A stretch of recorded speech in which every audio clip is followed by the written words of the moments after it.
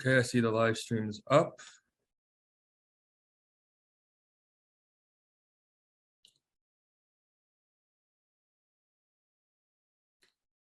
Amy, we are in gallery mode, but other than that, we should be good.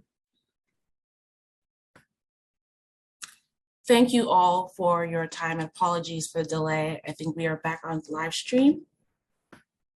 Yep, looks all good. Okay, At this time, thank you. At this time, will sergeants please start their recordings? Recording to the PC on the way. Thank you. Cloud PC is up. Thank you. Backup is rolling. Thank you, and good afternoon, and welcome to today's remote New York City Council hearing of the Committee on Youth Services. At this time, would all council members and staff please turn on their video? To minimize disruption, please place electronic devices on vibrate or silent mode. If you wish to submit testimony, you may do so at testimony@council.nyc.gov. Once again, that is testimony@council.nyc.gov. Thank you for your cooperation. We are ready to begin. Thank you, everyone, and thank you for bearing with us through those technical difficulties. 2 years later, we still have those issues, so appreciate everyone's time and patience. Good afternoon. I'm Councilmember Althea Stevens, Chair of the New York City Council Committee on Youth Services. Welcome to today's virtual hearing on DYCD's Summer 2022 Program Readiness. Today marks my first hearing as chair of this committee, but it's hardly my first time working with DYCD or Youth Services. Each summer for the last 20 years, I have personally operated a DYCD summer youth camp. I have seen firsthand how these programs support, nurture, and motivate our youth, and I understand the considerable commitment and costs these programs require. This is why I am particularly excited for today's hearing. DYCD summer program provide critical academics and social and employment opportunity for the city's youth. It's our responsibility to ensure that these programs are prepared and fully equipped to meet our children's needs. DYCD always has been ambitious in its mission to alleviate the effects of poverty and provide opportunity for New Yorkers to flourish. Its summer youth employment program is the largest in the country and continue to grow. Just a few weeks ago, Mayor Adams announced that this summer youth SYEP will offer a record 100,000 job opportunities, the largest number of jobs ever made available in the program's 60-year history. Last year, as part of the city recovery plan and help to make up for COVID learning loss, DYCD, in collaboration with the Department of Education, launched Summer Rising, a new innovative program that provided free, comprehensive academic and extracurricular instructions for any child in grades K to 12. At its launch, Summer Rising aimed to accommodate as many as 200,000 students and nearly met that goal with 199 students served. Despite the success, Summer Rising launch had many logistical complications with long wait lists, staff shortages, and budget concerns. Those issues service providers too often have managed while running their programs. Those are the issues I would like to address as part of our hearing today. What has become apparent is that ambition alone is insufficient. DYCD must be prepared to fully support its providers in implementing their goals. At this hearing, the committee will seek to overview DYCD's proposed programming in preparation for the summer 2020. The committee also seeks to examine the concerns raised by providers regarding the contracting process for youth service providers and how that process can be improved. I want to thank the staff behind the scenes making sure the online hearing runs smoothly. I would like to thank the committee staff for working on this issue. Committee counsel Amy Briggs, committee policy analyst Anastasia Zama, I think I said her last name wrong, I'm sure I did, and financial unit head Isha Wright. And I would like to thank my chief of staff and budget director Kate Connolly, and always the A team who keeps me focused.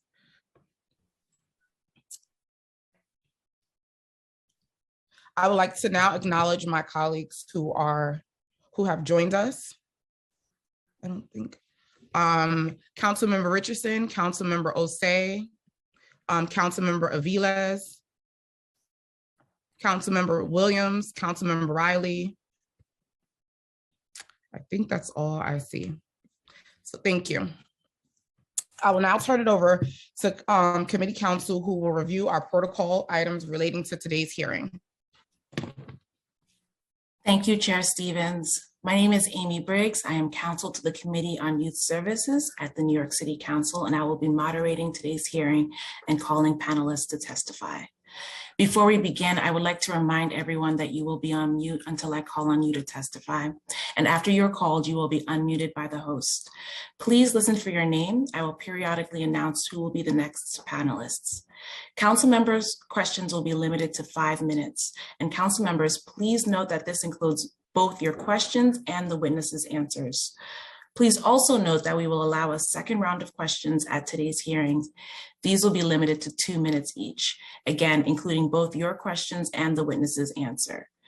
For public testimony, I will call up individuals in panels. Council members who have questions for a particular panelist should use the raise hand function in Zoom. You will be called on after everyone on that panel has completed their testimony. For public panelists, once I call your name, a member of our staff will unmute you and the Sergeant at Arms will give you the go-ahead to begin speaking after setting the timer. All public testimony will be limited to 4 minutes. After I call your name, please wait a brief moment for the Sergeant at Arms to announce you and you may begin. At today's hearing, we will begin with a panel of youth with lived experiences and providers and service providers. Our first panel of witnesses will include Serena Zhang, Cindy Wu, Levka Starkova from Project Reach, Yasmin Schwartz of the Cypress Hills Local Development Corporation, and Durin Green from the Kingsbridge Community Center. I will now begin with Serena Zhang. Hello, can you guys hear me? You guys can hear me, okay? Okay. Hi, my name is Serena. I'm in NYC Youth. I had 2 employment experiences, both of which took place during COVID. I was part of SYEP in 2020 and SIP, Summer Internship Program, in 2021, which both offered me so many different lessons and skills that still stick with me today. A little bit about my SYEP experience. It was more program based. So I had access to resources like Mighty Networks and Hats and Ladders, where I was able to learn about work readiness, financial literacy, career exploration in college. One of the things that we learned still resonates with me today, which was achieving financial literacy through investment. And this is something that most often isn't taught in at school. So I'm really appreciative of learning about that. But it also definitely sparked an interest in me. Even now, I still have goals of investing in the future. And because of SYEP, I was not only able to learn new things, but it also, helped me build up new interests and hobbies. On the other hand, my SIP experience was very work-based. I got the chance to expose myself to a career that interested me, which was teaching. That summer it was actually last summer, I think. Yeah, I got to remotely tutor younger students, grade assignments, and offer feedback. And because of SIP, I was able to understand what it really means to be a teacher. And I got to see for myself if it was something that I could actually see myself doing in the future. So it definitely offered me an opportunity that's really hard to find elsewhere. So yeah, both of these experiences definitely gave me a chance to spend my summer wisely, especially during COVID where jobs were limited. I was able to learn new things, gain important skills, and all while earning money for college, which was definitely a really great bonus. This was also especially valuable to me because I was able to do all of this during the summer, which is definitely hard to find the time for it during the school year when you have to manage your academic life as well as extracurriculars. So it gave me the chance to do or spend my summer, a time where I have a lot of free time to do something that would help me in the future. But also, I guess I can end it off with, I think that one of the biggest things was it taught me the value of money and work ethic, which I'm really grateful for. Yeah, thank you. Thank you for your testimony. I will now call on Cindy Wu.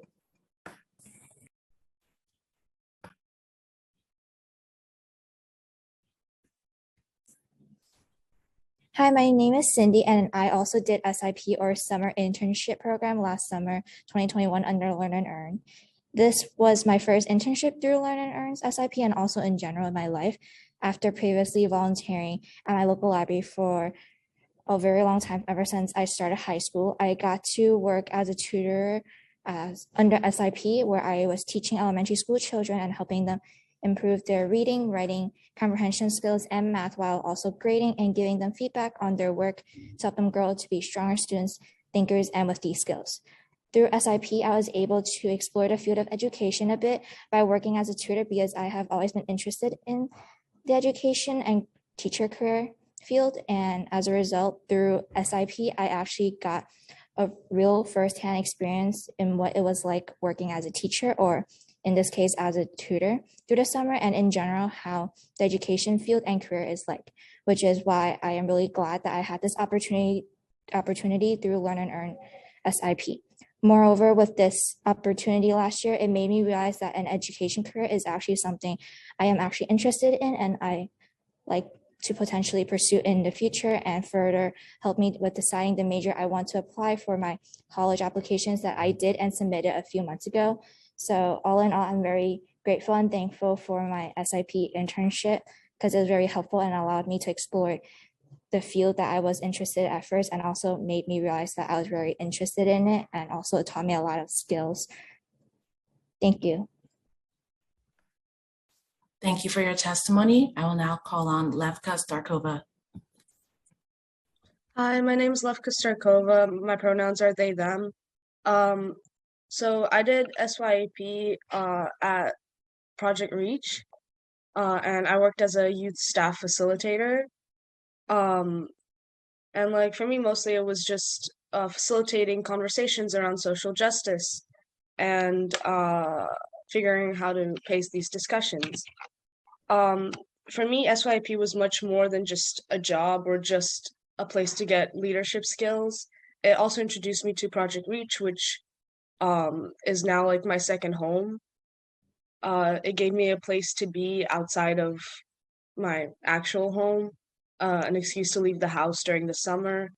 And it introduced me to a lot of people who, a few of them I'm now friends with, because we all shared similar interests and was really passionate, genuine people. Yeah, so it also gave me leadership skills, gave me money, which I badly needed at the time, and was just a genuinely enjoyable experience all around. So yeah, thank you.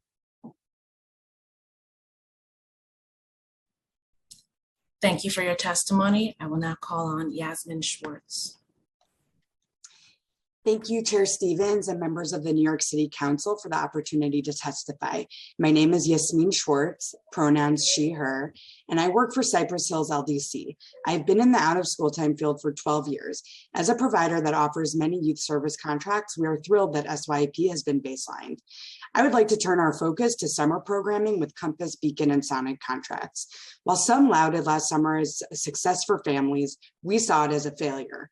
We started planning summer camp in February, yet on April 13th was the first time that Summer Rising was announced, erasing all of our previous work plans. The city takes advantage of DYCD providers because we will do anything for the communities we serve and cannot say no to the changing rules of our contracts. It's enough. Last year's erratic guidance led to numerous staffing shortages, poor programming for children, and mass confusion for families. Our programs take intentional efforts to build relationships with our DOE partners on the ground, and this last-minute model pitted us against one another. At Cypress Hills, we had 10 Summer Rising contracts, and these were some of the things that we heard and experienced. We had 436 kids show up to a program that had barely enough staff for the 125 contracted participants. The city told us to make it work.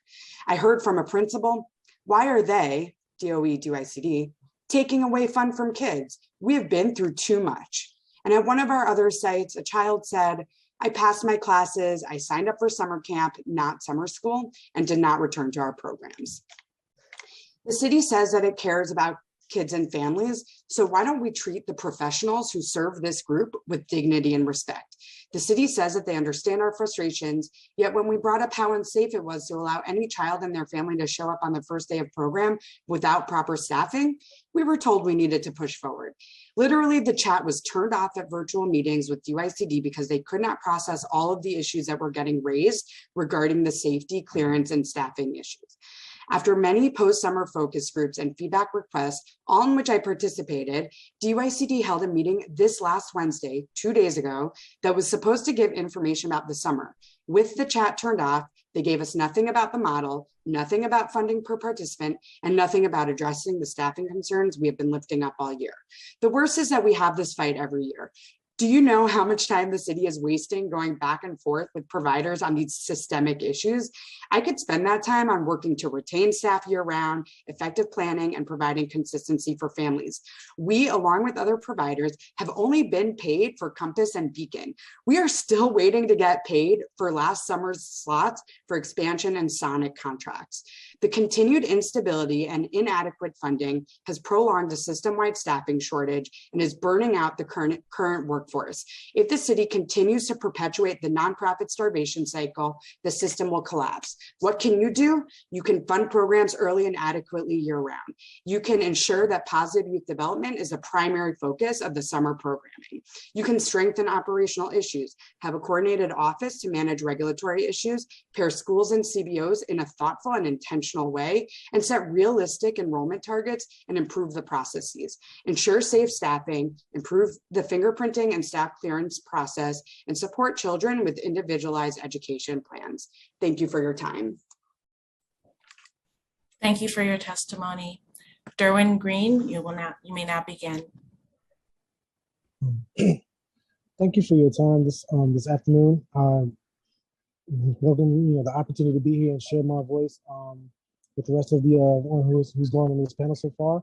My name is Darren Green. I'm from the Kingsbridge Heights Community Center, and my pronouns are he, him, and his. And without taking too much time or reiterating what's already kind of been shared by my colleague who just went before me, just wanted to say that altruistically, while it was great, for an idea on theory for students to, like for summer programming last year to have the model where everyone is welcome to come and attend. We're not a one size fits all. Children are not clothing.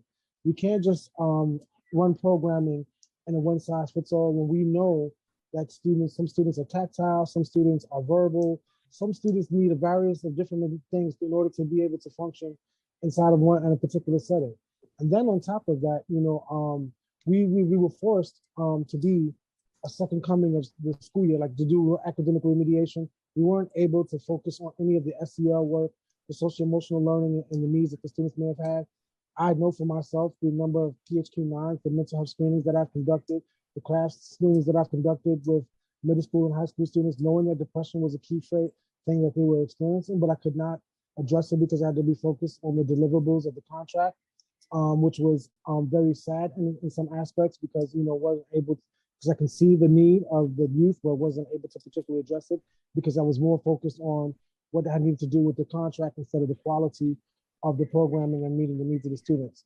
Another thing that was raised was the fact of, having to run, we're running program now, and we haven't received funding for the work that we did last year. And that's a continuing, ongoing theme. And you'll hear that throughout the different times, throughout this testimony today, I'm pretty sure, from other CBOs. And we can't continue to operate like that. It's not realistic. We can't maintain staff that way. We're operating on the budgets, the rates that we're currently using are 8 years behind. They haven't been raised in 2014, but yet the cost of living in the city has gone up and we're not able to hold on to quality staff because of it. And as long as that continues to happen, we won't be able to run quality programming. And even just like last year, because of those two things coming together in the midst of the pandemic, we were already swamped, having to try to figure out how we're going to run programming in a socially distanced way, while it keeps everyone safe, while meeting the demand of everyone can apply and come into the building, knowing we can't physically take everyone in the building and knowing that some students needed IEPs, and we weren't able to find that out unless the families informed us themselves because the schools didn't share that information with us. So I just wanted to thank you for your time. I just wanted to bring up those few items. and I turn it back into the hands of the speaker. Thank you for your testimony. I will now turn to Chair Stevens for questions and note that Councilmember Riley has his hand raised for the next round of questions. Chair Stevens. I just want to acknowledge some of the council members who I didn't see on the last go around. We have Councilmember Richardson Jordan, we have Councilmember Osei, we have Councilmember Mealy, who's also here, and Councilmember Aviles. I don't have any questions as of now, but I do want to just say thank you for your service. I understand the work that you do and firsthand, and I understand your frustrations, and that is why we're here today, so we can work together to come together for a solution, because anyone who knows me knows I'm always about how do we make sure that our kids are getting everything that they deserve, and so this is a step in the right direction. I'll give it back to committee counsel so she can call my colleagues for questions.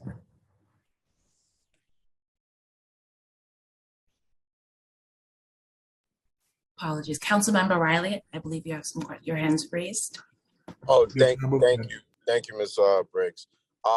First and foremost, thank you to Chair Stevens. I couldn't think of anyone better to chair this committee. My question is really a comment and I guess a really quick question.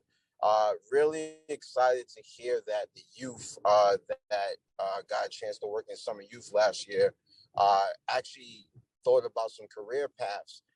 Did you ladies know that prior to you starting summer youth that you wanted to become educators, or did you learn that while you were doing the process? And the reason why I'm asking this is because we try to, I think I've been talking to Councilmember Stevens about this, of having career-provoked jobs for our youth. So we're just not putting them into summer camps. We're actually having them do jobs in the summertime that can actually possibly be future careers. So my question will be, did you guys know that you wanted to be educators prior to you going into summer youth? I can answer. Thanks. You guys can hear me, right? Yes, Okay, so I had an interest, I was really confused with my career options. I wanted to be a nurse at one point and a teacher at another. So it was really conflicting, but I remember that my program from Learn and Earn, they had gave me opportunities, different career exploration. So you could be working at an ice cream shop, and one of them was tutoring. And I wanted to really see for myself if I really wanted to be a teacher. So I went through tutoring through a SIP in order to really get the experience and see if it was something that I could see myself doing. So to answer your question, I kind of did, but I kind of wanted to confirm it through SIP. Thank you. Thank you, Chair. That was the only question I had. Thank you. Councilmember Osei, I see you have your hands raised. Thank you so much. Good afternoon, everyone. Thank you, Chairwoman Stevens, for having this hearing here today. And I also do want to applaud, all the young people that are on this call, especially those that have testified. As the youngest council member in this new class, it's just, you hear often people talking about young people, but there's never young people in the room. So to see all of you here today is wonderful. I did want to ask one of you, whether it's Ms. Jang, Mr. Kova, or Mr. Ortega, how do you feel?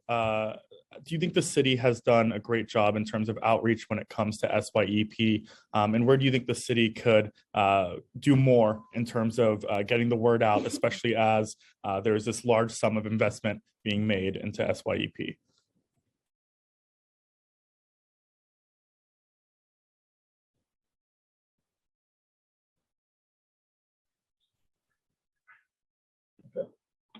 Hi, can you guys hear me?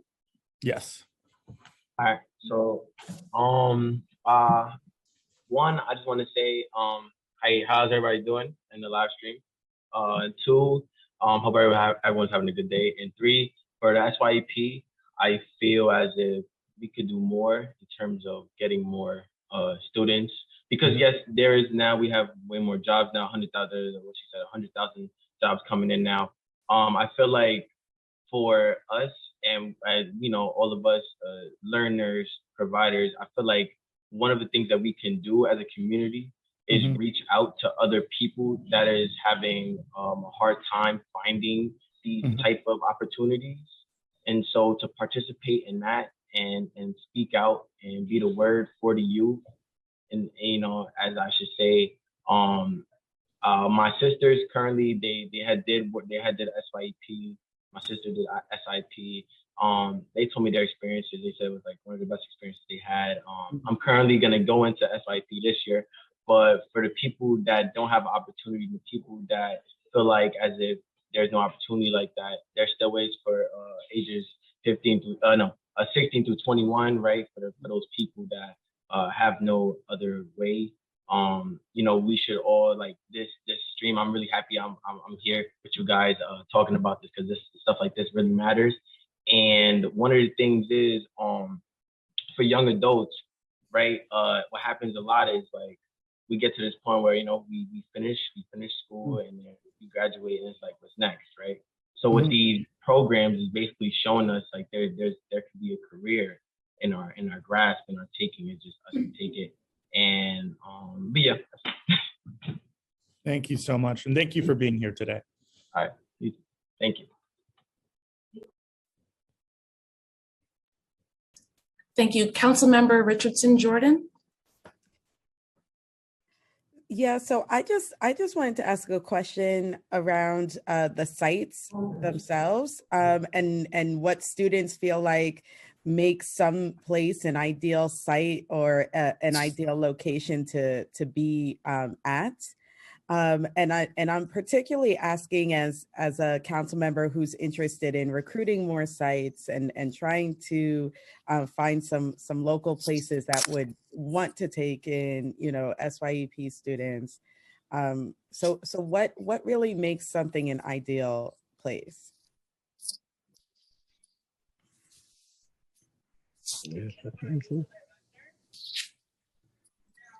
Am I able? Can you hear me? Sure, I guess I'll answer. At Kingsbridge, I guess the way it kind of starts is, and the youth can kind of can tell us, like, the students typically come to us like they may need something, right? Like a student may say, I'm looking for, it could be wanting gym or college direction support services, or just a place to hang out. And so what happens is that the kid may come in for whatever reason, but then what makes the students stay in is because of the relationship they may build with the staff and with the other students who may be in the programs. And so I think that's ultimately what ends up making the students stay is, like, you know, like the relationship they're building with the staff, and they see the particular organization or the space as being helpful to them. I guess one of the other students can speak better to it than me, because I'm an adult in the space, and so, like, I mean, that's typically the feedback that I get, is that they come to me for, like, maybe it's SAT prep, but why they may stay with me 2 or 3 more years is because of some other relationship that we've had, and I'm helping them to address some other need that they may not even know that they could get met there, or exposing them to something that they may not have been exposed to before, whether it's career options, college, or just, you know, social emotional support.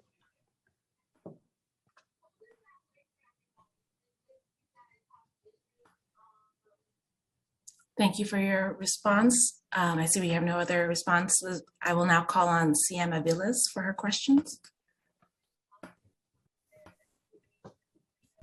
Time will begin. Good afternoon.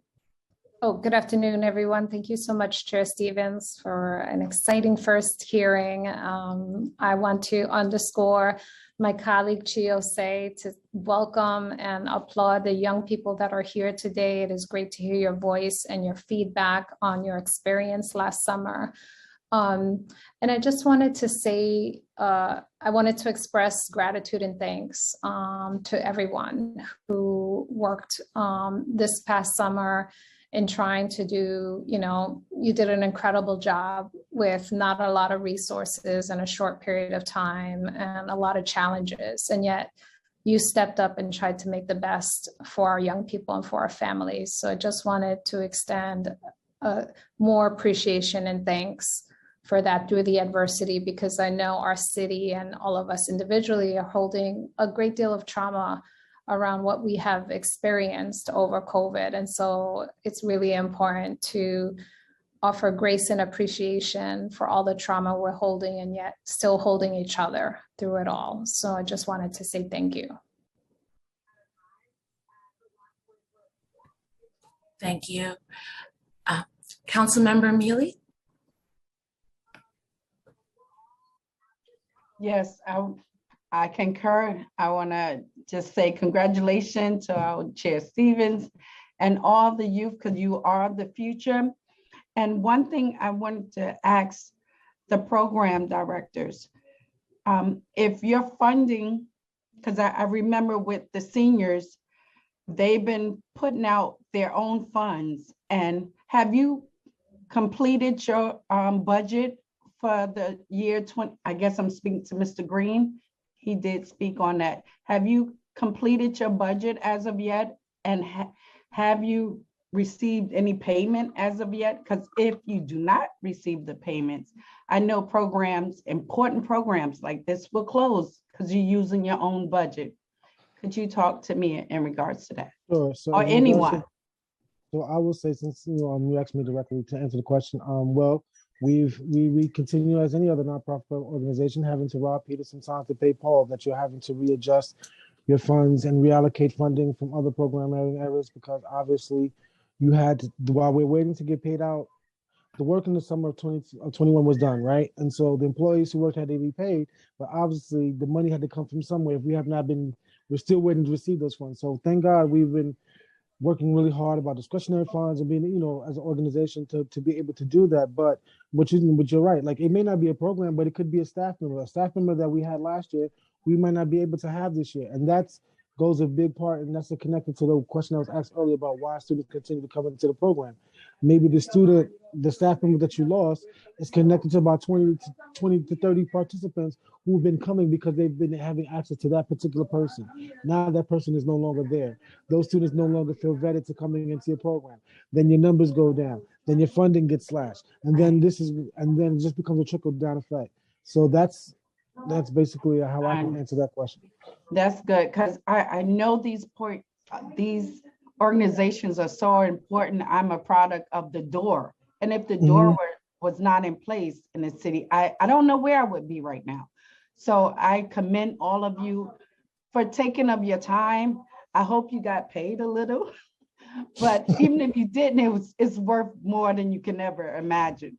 So I salute you and I thank you, Chair.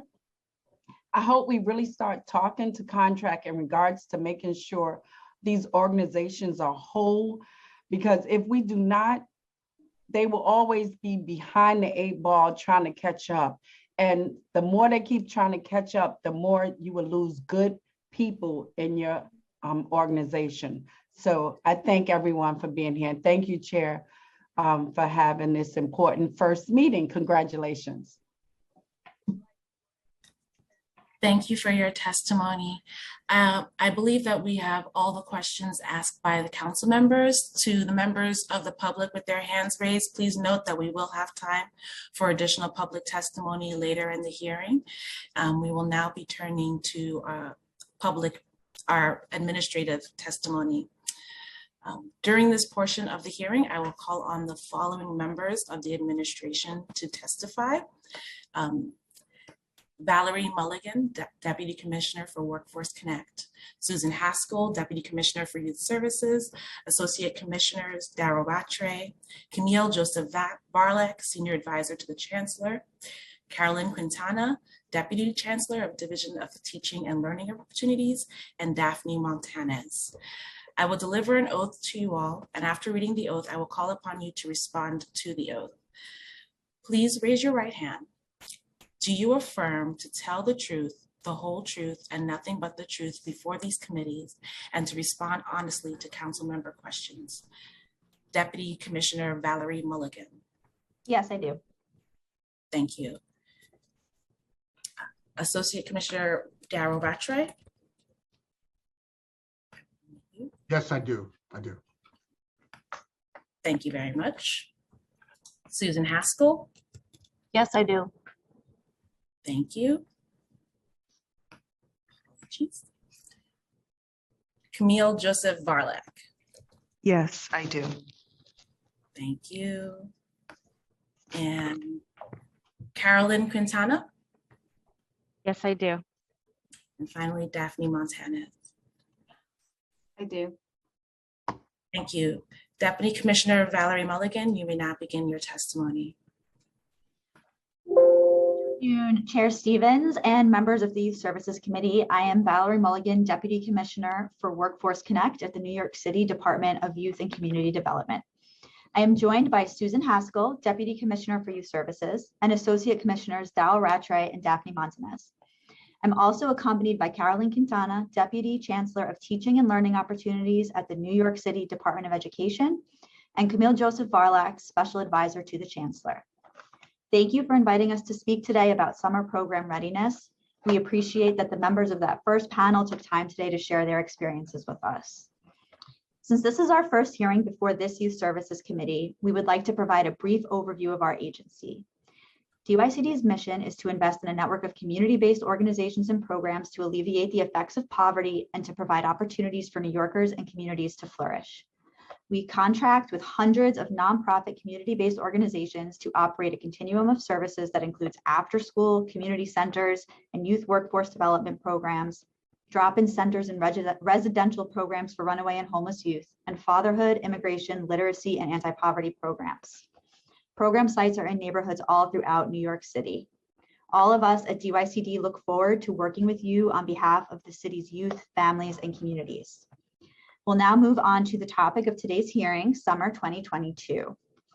As you know, on February 15th, Mayor Eric Adams announced a record 100,000 summer job opportunities for young people ages 14 through 24.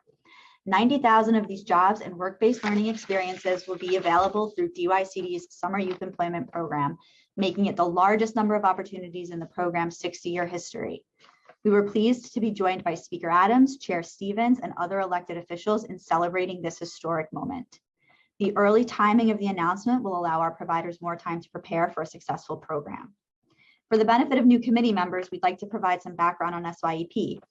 DYCD has administered the program since 2003 when the Council and the Bloomberg administration moved responsibility for youth employment programs to DYCD. Since then, DYCD has invested in a number of improvements to the program with a focus on expanding the ways in which youth benefit from the program. The most significant innovations include modernizing the program through the use of technology, embedding educational components into the model, including workplace readiness, financial literacy, health education, and career exploration, and targeting programming to meet the specific needs of youth through specialized services. With the support of the Council, we also launched the Work, Learn, and Grow program to serve youth during the school year. Last summer, SYEP provided career exploration opportunities and paid work experiences to 74,884 New York City young people at more than 14,000 work sites, the highest number of participants and work sites in the program's history. 91% of participants were from high needs neighborhoods, including those that have been most severely impacted by COVID-19. This was an incredible achievement as the city continued to battle the pandemic. Programming was carried out in person, fully remotely, or a hybrid of the two. These investments and innovations would not have been possible without the support of Council and our valued nonprofit providers. Over the last several months, we have shifted focus to planning for summer 2022. At the end of 2021, DYCD, in collaboration with the Mayor's Office of Youth Employment, conducted a series of focus groups with SYEP providers. In response to the provider feedback, DYCD has been working to address systemic challenges that have historically hindered program growth and quality. We are raring to go. The application period for SYEP opened earlier this week on DYC's website. We are working with the business community to recruit employers of every size to participate in the program. We are pleased to have partnered with the Council in the past to serve as work sites and to hire our youth, and we look forward to doing so again this year. As research and experience have shown us time and time again, a summer job is a very positive and life-changing experience for a young person. We are deeply committed to making sure we have a robust summer youth employment program every year and look forward to our continued partnership with City Council to ensure its success. We'll now discuss summer programming at camps. As you may know, last summer we launched Summer Rising, a comprehensive summer program during a critical time for New York City students. Summer Rising provided opportunities for young people to learn to get outside and to engage with peers and caring adults in safe, supervised, and enriching, robust programs and to ready them for a return to in-person school in September 2021. The initiative brought together DYCD-funded summer enrichment initiatives and DOE's academic programs into a singular experience for young people, particularly those from communities hardest hit by the COVID-19 pandemic. K-8 students were connected to academic classes, enrichment programming, including field trips, arts activities, and outdoor recreation, and daily social emotional learning activities. Programs followed rigorous health and safety protocols, including social distancing and mask wearing. Summer 2022 will offer a new opportunity to engage youth and families in joyful, skill-building activities, bringing together the strengths of DYCD-funded enrichment initiatives and DOE's academic programs into a coordinated experience for young people. While it's too early to discuss plans for this summer in detail, we're looking at what worked well and what needs to be improved this year. The program's evaluation, which included focus groups and provider surveys, demonstrated multiple benefits to youth and families. They included access to a safe environment and childcare, improvement in social skills, health and well-being, and preparation for youth to return to school. We've also heard from CBOs and other stakeholders who have made recommendations related to program funding and scale, stronger coordination with the Department of Health and Mental Hygiene and DOE on regulatory issues, staff background checks, fingerprinting, and school matches with CBOs, streamlined enrollment process, and support for youth with individualized education plans. We are taking all of these recommendations seriously as we develop plans for the summer. We look forward to working with you to offer young people a high-quality summer experience. Thank you again for this opportunity to testify today. We appreciate your strong commitment to New York City's youth, and we would be happy to answer your questions. Thank you for your testimony. Given that the other panelists will be here for support and answering questions, Chair, I will now turn to you for your questions. Thank you, and thank you for your testimony, Commissioner Valerie, Deputy Commissioner Valerie. Okay, so due to the pandemic and our handling of its works, working parents are bearing the disproportionate burden when it comes to childcare, primarily women. There are thousands of children and parents across the city that are currently on wait lists for much needed after-school services. CBO providers of DYCD funded programs have hired staff, and there is an unprecedented backlog of clearances to be processed by DOH, OFC, OCFS. Some have been employed for over a year. This severely limits the capacity of the program. How are you guys helping and supporting providers to get this done? And what is your plan for the summer? Thank you, Councilmember, for that question. I'd like to turn that over to Deputy Commissioner Haskell to address.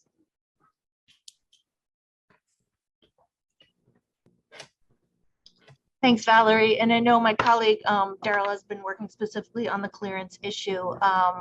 Daryl, feel free to chime in if you want to. Clearances, these are regulations that come down from the state through New York City Department of Health, DYCD's efforts to coordinate and help expedite those is to stay in very close communication with our partners at Department of Health. I believe there's been some recent talks about how to do better support this spring and this summer. The comprehensive background clearance, which was a new requirement in 2019, it really, it was significantly increased the background responsibilities on CBO staff. And it has been a big burden for the community to bear when thinking about hiring staffing needs. I know we're working on some things. Daryl, do you have anything specific we can share here in the hearing? Not specific, but we are working with DOE and DOHMH now looking at what this protocol and process looks like for the upcoming summer. In addition to the current backlog, so everyone knows that we've been dealing with a backlog or somewhat of a backlog of clearances as well. It's my knowledge that DOHMH has hired additional staff to support clearances, but I would certainly request that you reach out to them to get details on the number of staff hired to support clearances. But it's something that we know is very important. We've been dealing with this for some time, and we're looking to streamline it. Thank you for those answers, but I'm gonna go a little bit deeper. Who on the team can providers on staff directly reach out to is that Daryl. I want to make sure that we are like putting some point people in. What's the time frame and what is the city's commitment on getting these background checks taken? Because I mean, I know we're like, oh, we can just kind of push it off, but I would love for us to kind of just like pinpoint, like, who could they reach out to? How can we support? And how can we get the city to commit to working with DOH to get this done? Do we have contacts in DOH we can make sure that folks have access to, because people aren't being cleared, and especially with this turnaround for camp and SYP, it's going to be dire strength to be able to get staff cleared. So Chair Stevens, absolutely. So I guess threefold. One, for the backlog, providers, and some have already been reaching out to me. We've been liaising with DOHMH, and they've been talking and trying to alleviate some of that backlog and clearances. But providers can certainly reach out to me for the backlog. And then we can walk them through the steps of like, all right, what information does DOHMH need? And then put them in communication with each other. Two, for the summer programming, we're speaking with DOHMH now on our approach. And I would say in the next few weeks, we'll have some information for providers and for everyone on how that's going to roll out and be supportive, so we're not running into the same issues as last year. And then three, I can check to see who from DOHMH folks can reach out to. But again, if they reach out to me directly and we get the information that we need, I'll definitely put them in contact with the right person. Thank you very much. So last summer, DYCD and DOH Summer Rising initiative was successful in many ways, but the success to be due to relying on CBOs and school administrations to turn water into wine. As our city always seems to do, providers described the rollout as horrific. Right before the launch, our former mayor announced publicly that every child will have a slot. CBO providers were sounding the alarms from the beginning that they did not have the capacity to meet the demand. Principals and CBOs were getting information and having meetings independently of each other. During the first week, it was widely reported that programs were facing angry parents due to the mayor's promises. There were widespread reports of glaring safety concerns of our children being and leaving and arriving without accountability, and many not even being on their rosters. Why did this happen? Chair Stevens, I wanted to also say welcome, and it's really good to be here with the Youth Services Committee before I dig into that answer.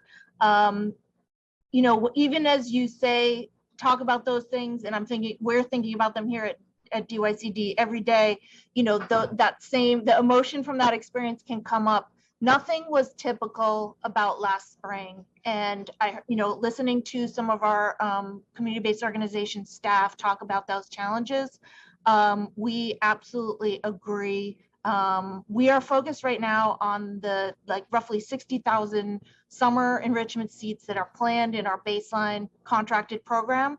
But even as we speak with our colleagues about potential expansion and how to better coordinate with Department of Education, there's no one who wants to repeat that situation from summer 2021, where we had an unlimited commitment, which resulted in more young people than really providers were capable of handling coming in late date into the program. We will not repeat that in summer 2021. Again, nothing was typical, and I think the commitment of the city, which did have some amazing elements to it. There was so much good programming happening on the ground. Again, all thanks to the community-based providers, we were able to serve more young people than ever before at a time when young people probably needed it more than ever. As I said, we're not going to repeat that. We're not going to repeat that situation this year, and I commit to that. Okay, so what are you doing to ensure that that's not going to happen again, other than the commitment? Well, I think again, we're focused right now on our baseline contracted programs, and we're working to talk to our colleagues at Department of Education and City Hall to think about what additional summer experiences could be made available. Whatever that may be, it won't include an unlimited commitment to an undefined period of time in other words, enrollment deadline, we would not repeat that experience in 2022. First of all, we know we did that last year and we learned some really hard lessons, and I take all the feedback that has come already in this hearing. So we have a lot of experience to build off of. You learn the things that you don't want to repeat, and we have a lot of good ideas about how to go forward for summer 2022. Thank you. What is the agency plan for the summer program model? Will services be provided in person? Is there going to be a hybrid? Is there going to be a combination of the two? Because we're getting a lot of feedback that program providers still have no guidance on what summer programming will look like. Okay, that's a good question. Beginning in September of, actually really beginning in the summer of 2021, our services began being delivered in person. We deliver in-person services. Like you say, childcare is an equity issue. Families need in-person services. And then coming into the fall with the return to in-person school, again, after school programming in person. That we'll follow that again in summer 2022, where the model is, we have a full-time childcare model for elementary school students. We currently contract for roughly 108 hours for a middle school model. And we're looking at all that. We are absolutely planning for in-person services. How many participants will providers be expected to serve this summer? How does this compare to the current system capacity, and what steps will the city take to expand any capacity this summer? Well, at this time, we are planning for, at this time, we're committed to roughly 60,000, more than 60,000 really, young people to be in summer enrichment programs in schools, in community centers, and in other settings. Okay. Is summer program going to be for students enrolled in summer school, or is it going to be open to everyone? And if yes, is the plan for students who are, what is going to be the plan for students who are not in summer school if it's only for summer school students? DYCD program is open. DYCD programming for K-8 is open enrollment with our community-based organizations. We welcome students who are in DOE schools, students who go to other kinds of schools. We are open. And on top of that, the Department of Education has a commitment to students are mandated for summer school, and that happens year after year. That will continue to happen this year. We will try to coordinate as we have in the past, and I think probably more strongly this summer than ever before, to get services to young people who do have mandated summer school so that they can experience the best of both worlds, their mandated summer school experience and participation in some truly fun and exciting enrichment activities. Do we know what the rate providers will be paid this summer? Our current contract rates, yes, we know what those rates are. I believe it's a range for elementary school students between $800 and $1,088, and it's a $600 base contract amount for middle school students. We looked at that range last spring and we made adjustments, and we are right now we're just working on the base. We do look forward to sharing additional information in the coming weeks around summer. Do we know which schools providers will be in this summer? And when, and if not, when will providers expect it to know? When will they know?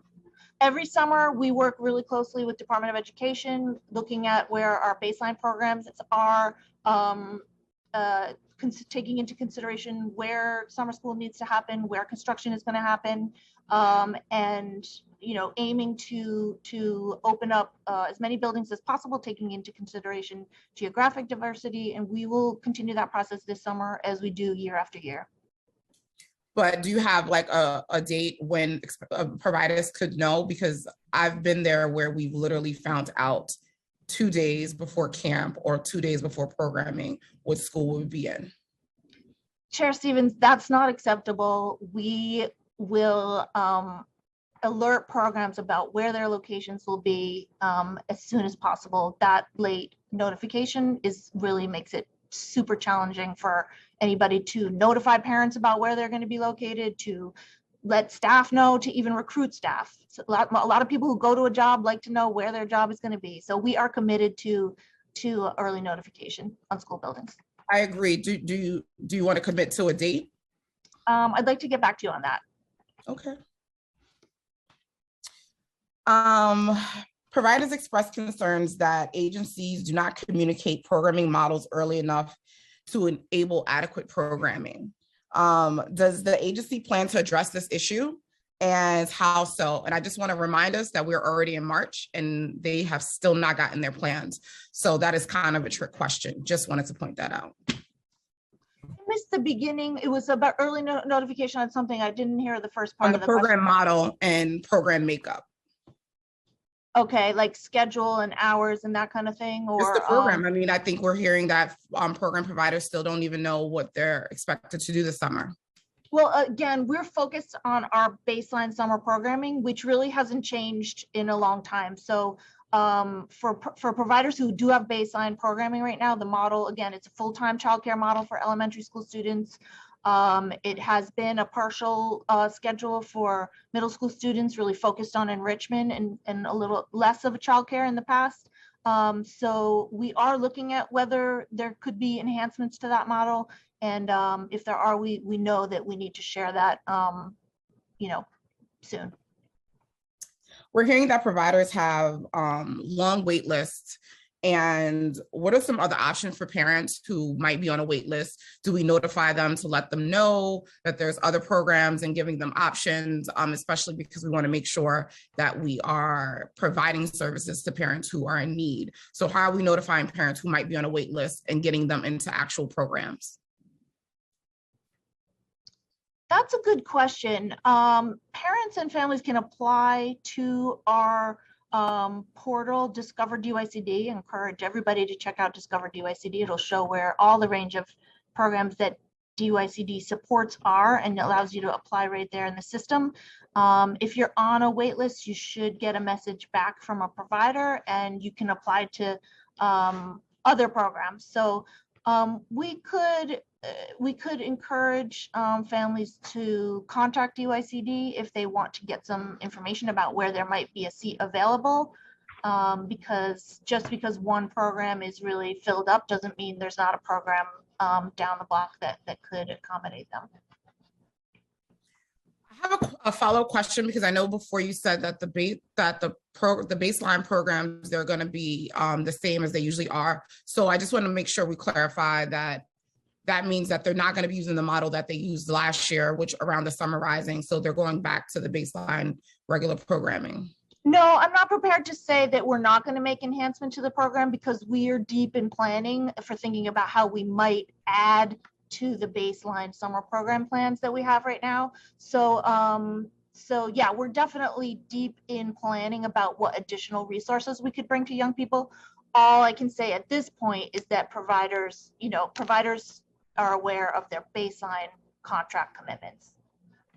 So I just want to go on record again for saying I think that makes it very difficult for providers when we're in March and they still don't have clear knowledge or understanding what's being asked of them, because if you're planning, that means that you haven't gotten that information to them. So I think that that's where the difficulties and confusion is coming in at.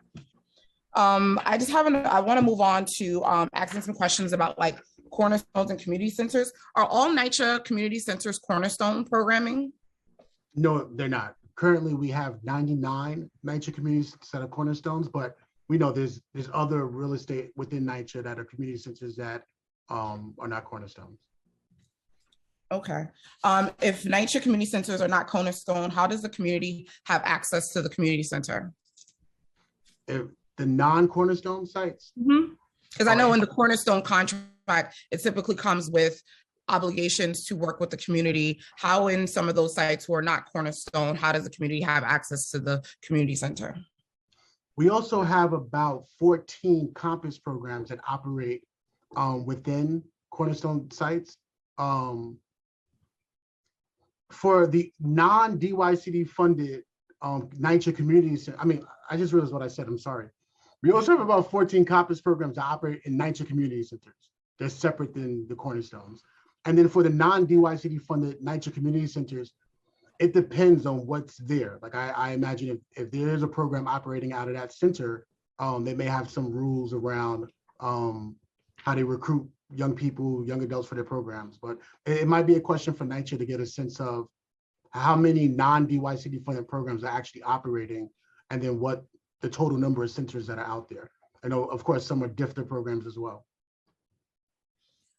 Okay, so thank you. We are investing hundreds of millions of dollars in cities' tax levy dollars into the proven and much needed programs. Why are CBO providers on the DYCD end and not school administrators on the DOE being held accountable to meet regularly and work together?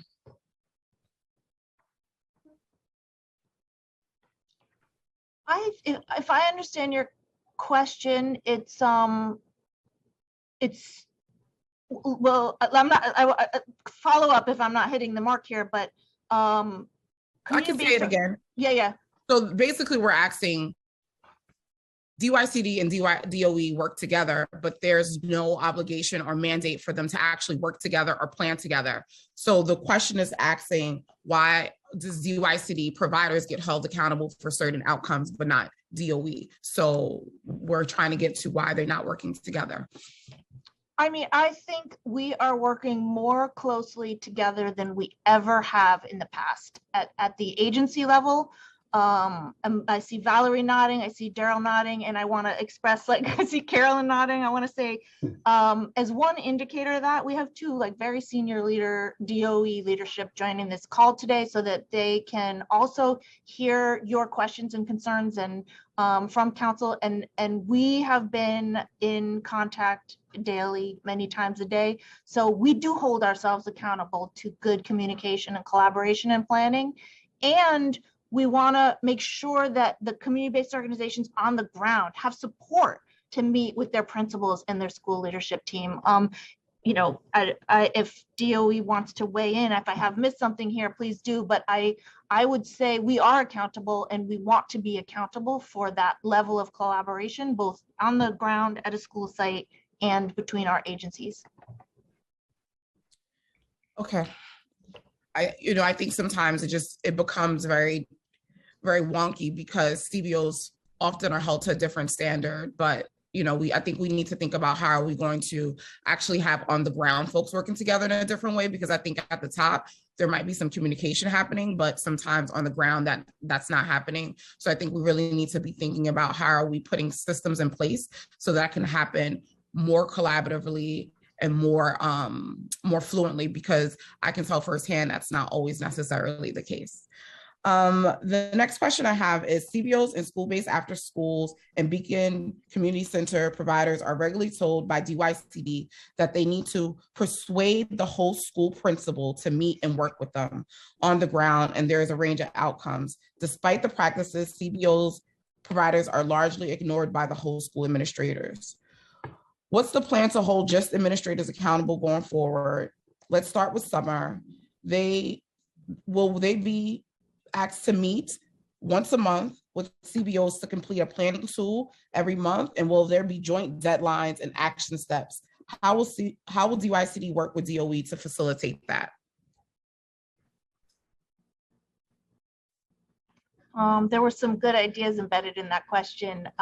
We released, a couple of weeks ago, we released some professional development opportunities already for summer, focused on serving students with special needs and CBO, definitely CBO school personnel collaboration. So we want to make sure that we're offering supports so that no one is doing it alone, that principals aren't out there alone and feeling frustrated, and that community-based organization leadership isn't left out there alone and frustrating.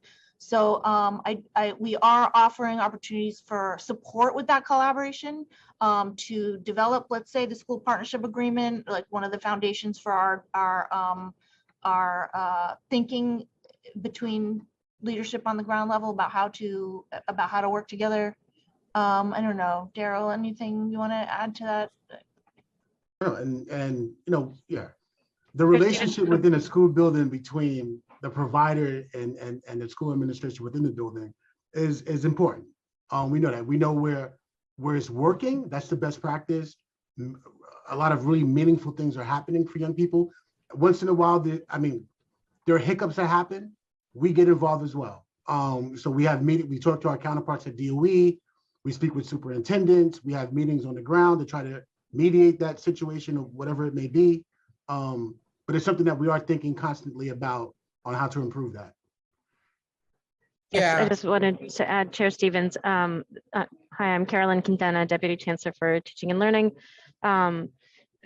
Maybe an upside, I'm not sure. Wasn't part of summer last year, but heard a lot about it and got to read all of the feedback and the playbook that was put together, and have worked very closely with Daryl and Susan and folks at DYCD and City Hall on this planning. And one of the things that Susan started to allude to was the technical assistance guide that already went out. We're also planning professional development together. We want to make sure that the folks who are in the schools are working as collaboratively as we are, and we're taking advantage of the fact that we are planning already, so that we can offer some of those opportunities in the spring. And we've also talked about other ways that we can engage the schools together even once the program starts, so that there's familiarity and even opportunities to convene groups. So thank you for that question. Really, really important. And I'm glad, that you're pointing out that not just for us to have that collaboration, but incredibly important for the schools to feel that way too, because to the parents and students, we don't matter. And the experience is the same no matter who's offering it. They just want to know that it is a safe, welcoming, cohesive program. And so we need to make sure that we're doing that together. So thank you. And thank you for the ideas that were embedded in that question too. Absolutely. Thank you. So I have a few more questions. I'm going to ask some more questions and I'm going to let my colleagues ask and then I'll come back. But I just wanted to ask some questions around, has DYCD been actively recruiting employers to participate in SYP for summer 2022? Yes, thank you for that question, Chair. One of the things that we heard loud and clear from all of the feedback that we've been soliciting from providers is that they need support recruiting employers. And I can speak firsthand in saying that everybody from City Hall down to the staff on my team is really engaged in a comprehensive employer engagement strategy this summer to help us get to the goal of 90,000 for DYCD and 100,000 jobs across the city. So that is everything from having senior folks at City Hall reaching out to business leadership councils, to working with SBFs to reach out to small businesses, to bids, to tap into their industry partners. We've been having collaborative conversations with every city partner who will hear us out, and we've had a ton of momentum much earlier this year than ever before, because the entire city has been activated to know that this is a goal and that recruiting employers is the critical piece to make this happen for young people. Thank you. In employment programs such as SYEP, how are students matched with their employment work sites? Are participant interests, goals, and experience considered? Yes, absolutely. That's part of the work that the providers are doing on the ground. And it's really the important role that they play, because they're the ones getting to know our young people, and they're the ones who are directly working with the employers to onboard them and do the matching. So we are always encouraging our providers to make sure they're taking youth interest to heart. I was very heartened to hear the young people who spoke in the panel, who all referenced that they got a career exploration experience that matched something that they wanted to explore. I think that's amazing. The other thing that we've been working really hard on is how to wrap around the SYEP experience with other educational opportunities that help young people match what they're doing to the career exploration component. So if you're placed in a summer camp, how do we help you think about what that means and what that pathway might look like for a career in education or for a career in nonprofit? How do we help you understand how the leadership skills that you're gaining through any placement that you're in relate to the job that you might want to have in the future? So it's sort of a approach from up here at DYCD, providing those wraparound services, and on the ground working with the providers to understand the young people's interests and make sure that they're being responsive to them. Yeah, I was very heartened to, I love that these young people got a pathway as well. And that was something that was really great. But I also have had experiences where young people did not have that same experience. So I think that we should definitely be thinking about how are we ensuring that all providers are taking young people's interests and experiences into consideration and thinking about what are some systems we can put into place to kind of help and support that. Another question I have is, does DYCD and program providers collect information on services that young people and families need when applying for summer programs? So that's SYP, summer camp. Are we collecting other information that we might need? Like, do they need housing support? Do they need food help? Do they need help with like job development? Are we collecting other data that might help us actually move things forward for families? Thank you, Counselor. That's a really great question. I'm looking at my colleagues to say if you all have thoughts as well. I know that we do have an application that collects information from all our young people on income and helps assess some of their needs. I'm not sure how much we, across the board are incorporating that. Susan, Daryl, Daphne, any thoughts to add? I know we collect information about whether people need health insurance as one example. I think we do some of that, and then I think our providers do even more of that and once they're engaged with families on the ground. But in terms of DYCD's data collection, we do that on a limited basis. Yeah, I would think that we would start thinking about, because a lot of our providers also provide other services. And so how are we making sure that when we're collecting data, that it's meaningful data, right? Like, I think sometimes some of the information we collect isn't that meaningful, but we need things like, how do you get food support and things like that? So I think that that's something that we should definitely start thinking about. The next question I have is, why are younger youth being only paid $700 for the entire summer? This seems unfair and leaves younger people vulnerable to negative influences. Is there a way to, is there ways for us to expand and increase it to at least $1,000 for the summer? So the younger youth model for 14 and 15-year-olds was developed as part of the last RFP out of a really deliberate attempt to have scaffolded programming that's thoughtful about meeting young people where they are, right? We know SYP can't be one size fits all, and experience for a 22-year-old is not the same experience that we should be providing for a 14 or 15-year-old. So that was the goal.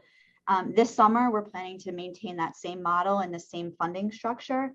That said, this is something that we are constantly evaluating and definitely are committed to being really thoughtful about it going forward as we plan longer term, especially gearing up towards a newer RFP to see if the model has worked, if it's meeting those goals, and of course also to assess the way that we're paying the young people, and if there's a barrier there that we need to be considering. I'm going to ask one more question, and then I'll open it up for my colleagues, and then I'll have a couple more questions after them. But what kind of support are you giving providers as they are expanding and accommodating the additional slots for SYP this summer? Sure. I could speak about this forever because I hope the providers have been telling you that we have been working really hard to enhance the support that we're providing as we gear up for this summer. So this looks like all sorts of things. The first is definitely that employer engagement support that I was just talking about. We heard loud and clear that that was #1 priority for them. But we've also been working behind the scenes on a number of operational things. So things like shifting the way that we let providers do their budgets to make it easier for them to be more flexible with their funding across their contracts so that they can be more creative in how they hire and utilize the funds that we give them. The fact that their baseline funding was made available and their program model was given to them earlier than ever before this year is huge. We've released the application earlier.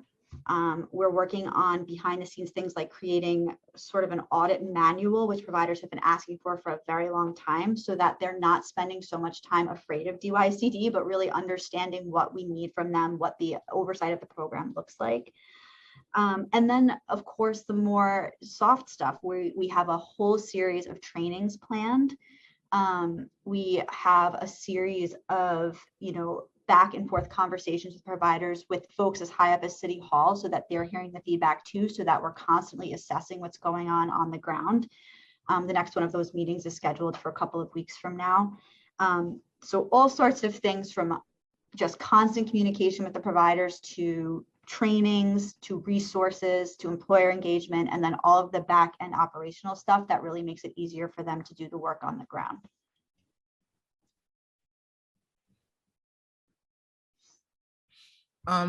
I'll open it up for my colleagues to ask some questions, and I'll come back after they're done. Thank you, Chair. I will now call on council members in the order in which they have used the Zoom raise hand function. Council members, please keep your questions to 5 minutes, including time for the witness's response. The Sergeant at Arms will keep a timer to let you know when your time is up.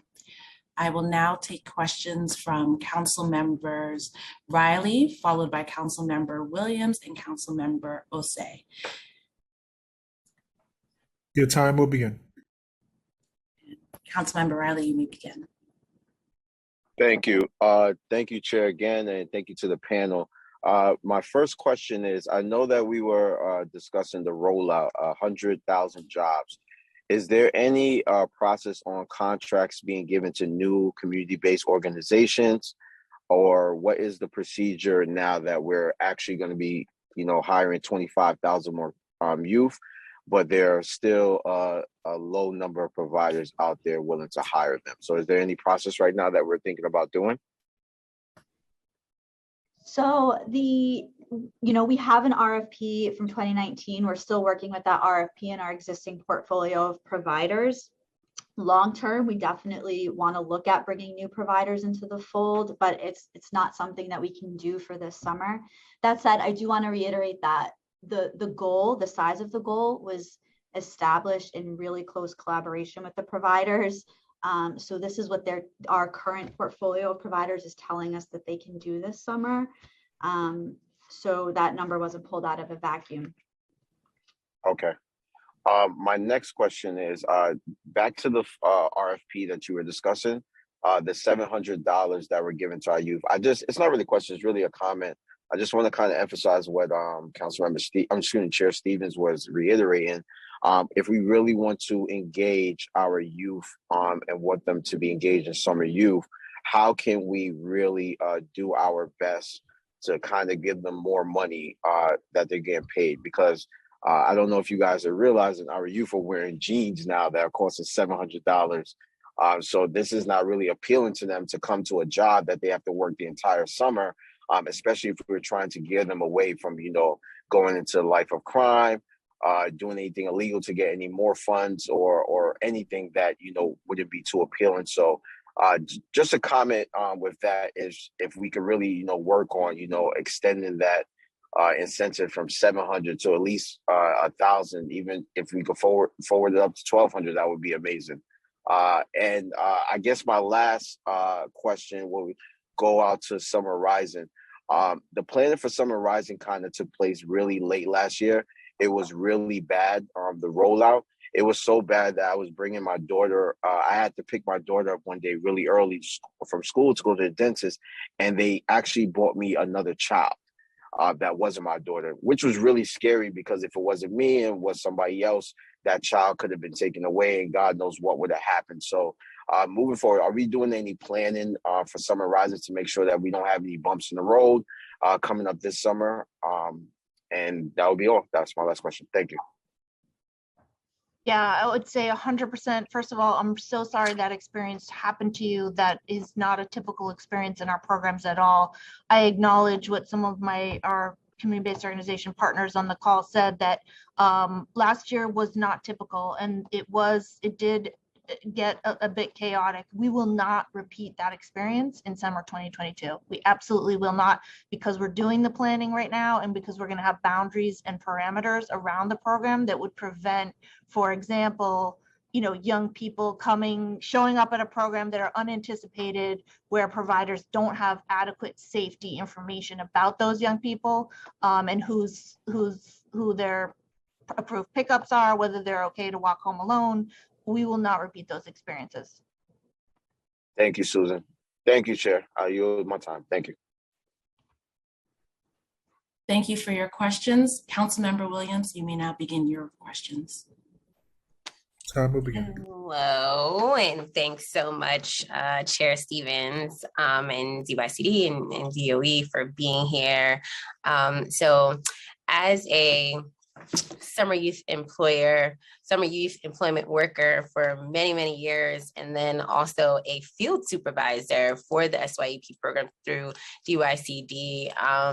I have had a lot of personal experiences visiting sites, and then again, also being a summer youth employment worker.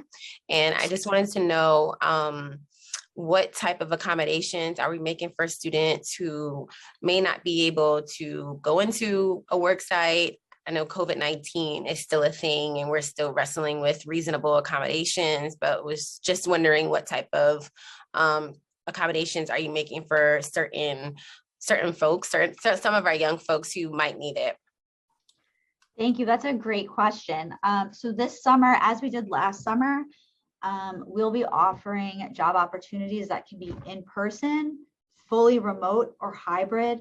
And the providers are going to be working with the young people to assess where along that spectrum of opportunity they want to be. I don't know, Daphne, if you had anything you wanted to add to that.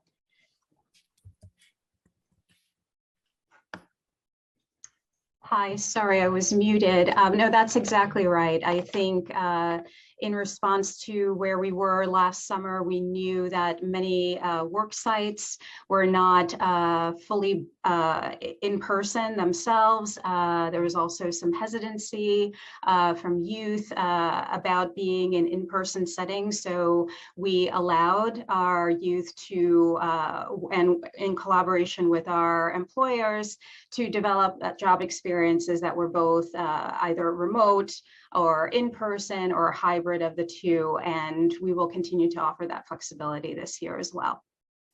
Awesome. And just a follow-up question. So we know the digital divide is also a problem. And so for our young folks who might have trouble accessing the internet, is DYCD thinking about ways to support those young folks? And then just another separate and aside question, back to being a field supervisor, with the increased number of young folks that will be able to employ, I am assuming while some sites might be virtual and or hybrid, we might have an increased number of sites. And so wanting to know, if you all have been building the capacity to properly manage the sites. Sure. So yes, we absolutely are being mindful of making sure that young people have the technology that they need to participate in the program, whether that be partnering again with our DOE colleagues who are on this call to ensure that they have that equipment, or if we need to provide it, we work with our providers to make sure that they have the resources. For your first question, your second question, I'm forgetting what it was. Just if you're like really building the capacity to like properly manage the sites as a like site supervisor. I remember having a whole bunch of sites to manage and get to, and now we're talking about increasing potentially the number of sites. And then there's this weird hybrid situation. So like, just making sure that you all are wanting to know what your thought process strategy is for increasing capacity around site management. Yeah, absolutely. So we're working with our nonprofit providers to make sure that they have the resources that they need to be able to staff up appropriately. Some of that is happening through these like administrative things that we're doing on the back end to free up budgeting. Working in partnership with OMB, we made sure that there was startup funding available in the budgets for the providers to really have this expansion be. I'm sorry, Deputy Commissioner. I guess maybe a clarifying question. Does DYCD no longer hire temporary site supervisors? Oh, the DYCD supervisor. And yes, that's what I'm talking about. I'm talking about DYCD site supervisors. Absolutely. We will be hiring those as well. We have funding and we've been working with OMB to bring additional site supervisors on board. Okay, thank you.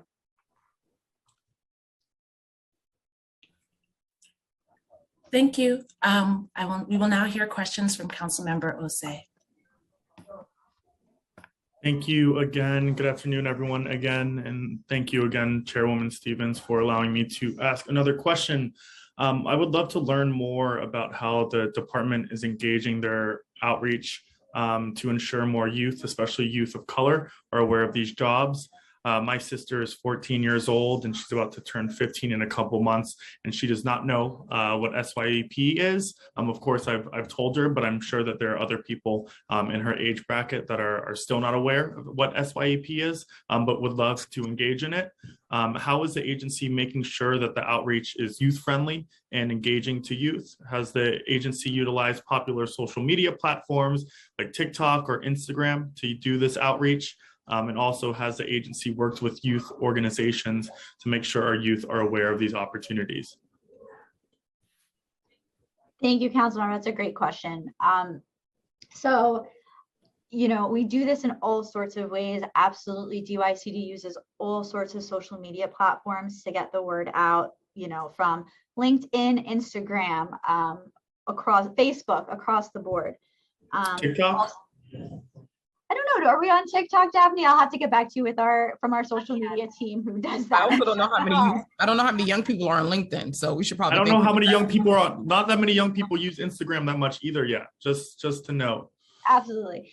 But, you know, it's much more than that, right? So our providers are the ones on the ground really actively recruiting the young people, and we definitely provide them with resources to help do that recruitment.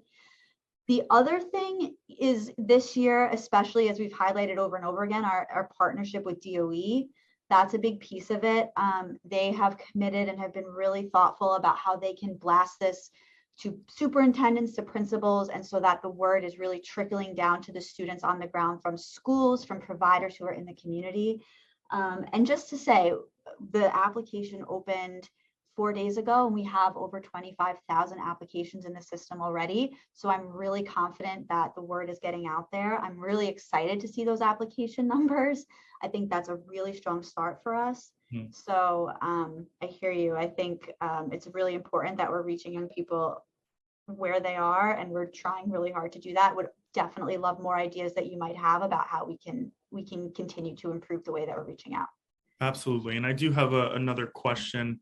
You know, SYEP can be a great avenue for youth to explore a career path, as we all do know, and set a foundation that invests in our future leaders in climate change, tech, science, the arts, and government. How does the agency determine the types of SYEP jobs that are available?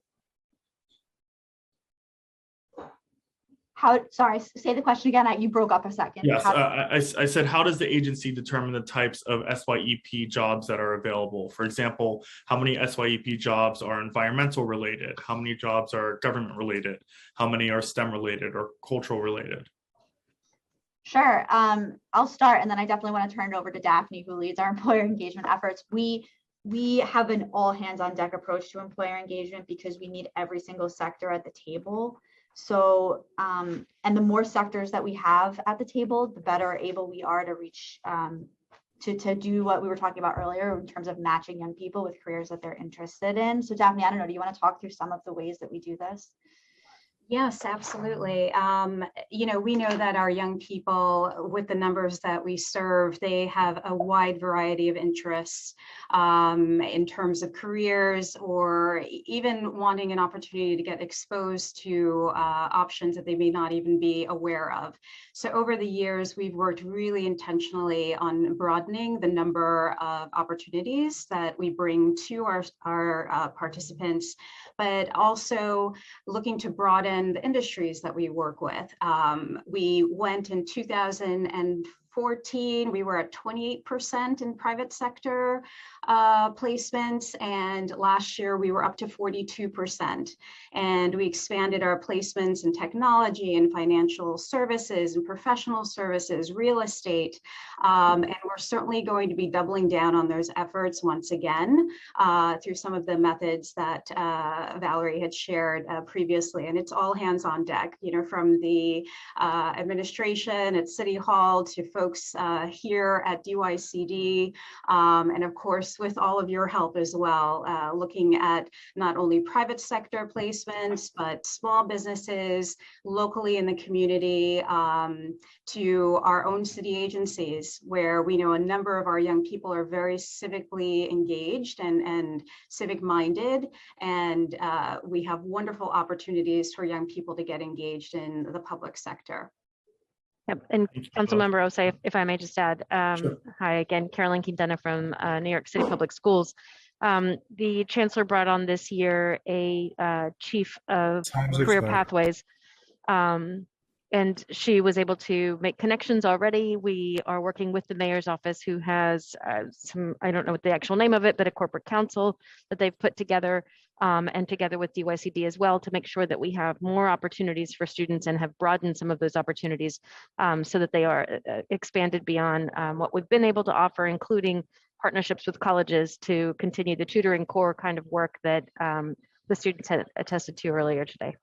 Thank you. Thank you, the three of you, for answering my questions.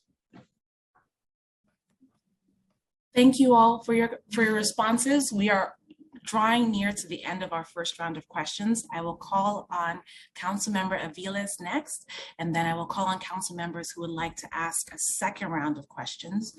Please keep your questions to 2 minutes, including the witnesses' responses, and the Sergeant at Arms will keep a timer and will let you know when your time is up. Councilmember Aviles, you are still on your first round, so you have the original time slot, but any other council members, please raise your hand, and then we will move on to the chair's second round. Time will begin. Great, thank you so much. Thanks again, Chair Stevens, and everyone for being here. I represent District 38 in South Brooklyn. That includes the communities of Sunset Park and Red Hook. A good portion of our community are undocumented young people. I was elated to hear the 100,000, ambitious SYP goal for our young people across New York City. I don't quite consider that universal because we know there's more than that. However, a great first step. But I know because of funding challenges, it completely left out undocumented young people, of which we have a great many. So I'd love to hear how the agency is not only outreaching to undocumented people, but what plans do they have to make sure that they're engaged in both employment opportunities and summer programming. Thank you, Councilmember, for this question. It's a really good question. It's something that I think we are all struggling with because, as you know, it's really hard to tackle given all of the regulations and sort of funding challenges around employment programs for undocumented young people. I can say, I can't speak too much in detail about this because it's not under my purview, but I do know some of those additional 10,000 slots are going to programs that are going to be available to any young person in certain DOE schools.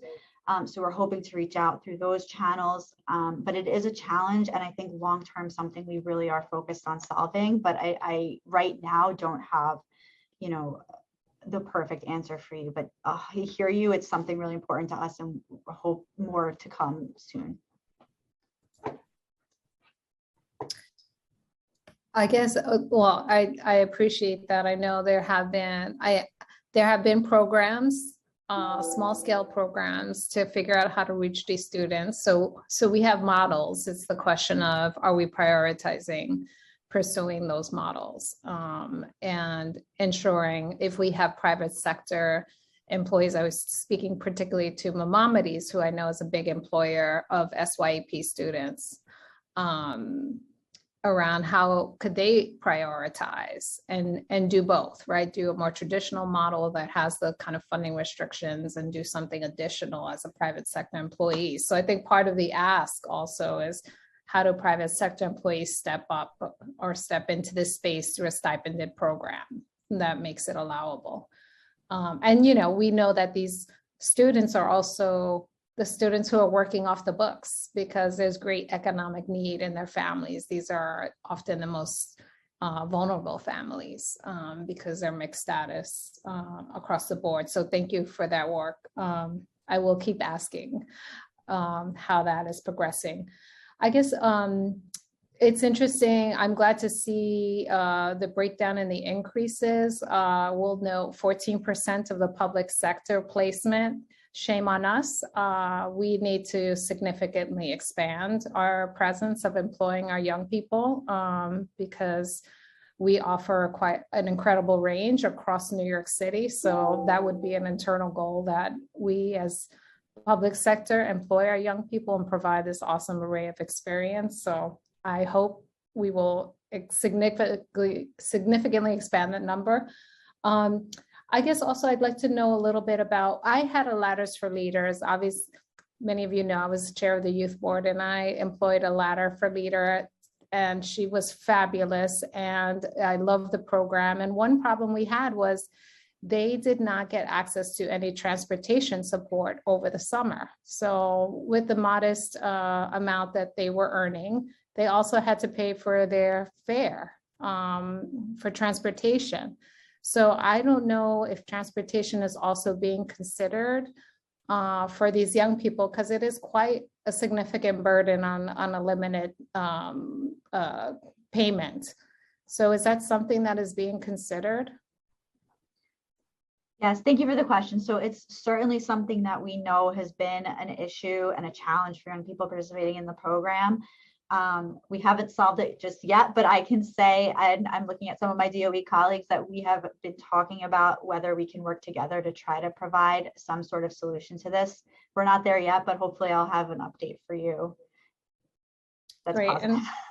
And I guess I know I'm close to time, but I would love to talk also about what the outreach opportunities and what the outreach looks like for students and families of English language learners, and how you're addressing that across your summer programs with students who may not be fluent in English and have that particular challenge. And students with IEPs, we know that was a huge challenge for Summer Rising. It is a consistent challenge for families and immigrant families in our district with children with IEPs who are English language learners. They fall through the cracks across the board on many, many programs. So I would love to know how do those students fare in the programming models? Or actually where they are in the programming models. Yes, I'll just jump in to say that as part of our partnerships with our agencies, we're working with the DOE on and expanding the number of opportunities for youth with disabilities in particular. We're working on helping them to develop work sites that are appropriate, providing them with work readiness materials that are appropriate in the setting, to meet the needs of our young people. We're also working with our work readiness platform, which now is called Hats for Ladders, where our vendor is actually working on translation services so that any young person, regardless of their primary language, will be able to access work readiness curriculum in a way that is most beneficial to them.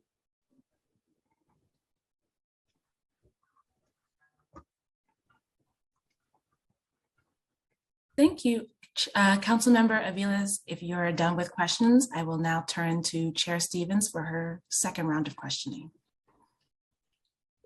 Thank you to all my colleagues who had questions. Those are very thoughtful and really important questions. I still have quite a few questions to get through, so thank you guys for that. Providers and advocates report staffing shortages in the youth programs.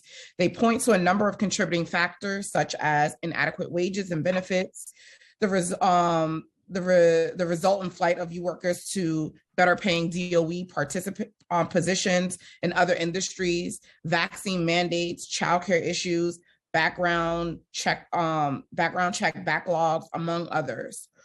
What measures has DYCD taken to increase access? What measures has DYC taken to increase access so that employers don't have this issue, providers don't have this issue?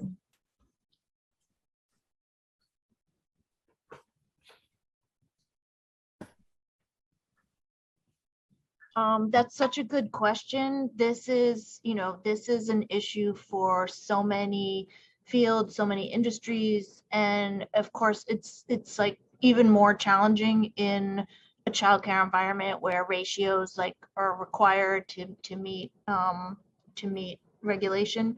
So we are trying to get ahead of any ways that we could possibly support to start that conversation. We've been working with our colleagues Valerie and Daphne to try to connect CBOs that have a high number of seats with, like, in particular, those who haven't really capitalized on SYP. We're gonna have more workers than ever. We're gonna more workers than ever, and we'd like to direct as many as possible into childcare jobs. We also, one of your panelists early mentioned a provider meeting that we held last week. And one of the things we specifically asked was like, what can we do to help you with your staffing needs? Because we hear that a lot. And I think we wanted to hear some more specific ideas. I got great input from both UICD staff and from some community-based organizations already about some strategies we can do to help support.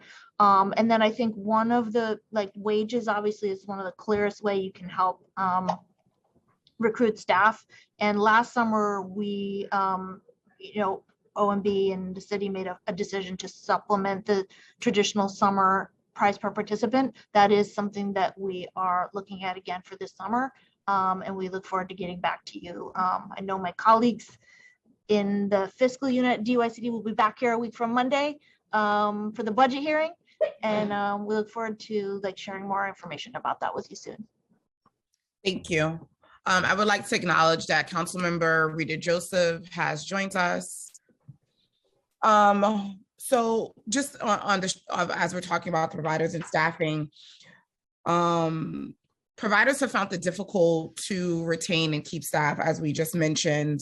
However, they then can't meet enrollment, and then that means that they can't meet their because they can't meet enrollment because they don't have their ratios 1-to-1, but that negatively impacts their contracting if they don't meet their enrollment requirements.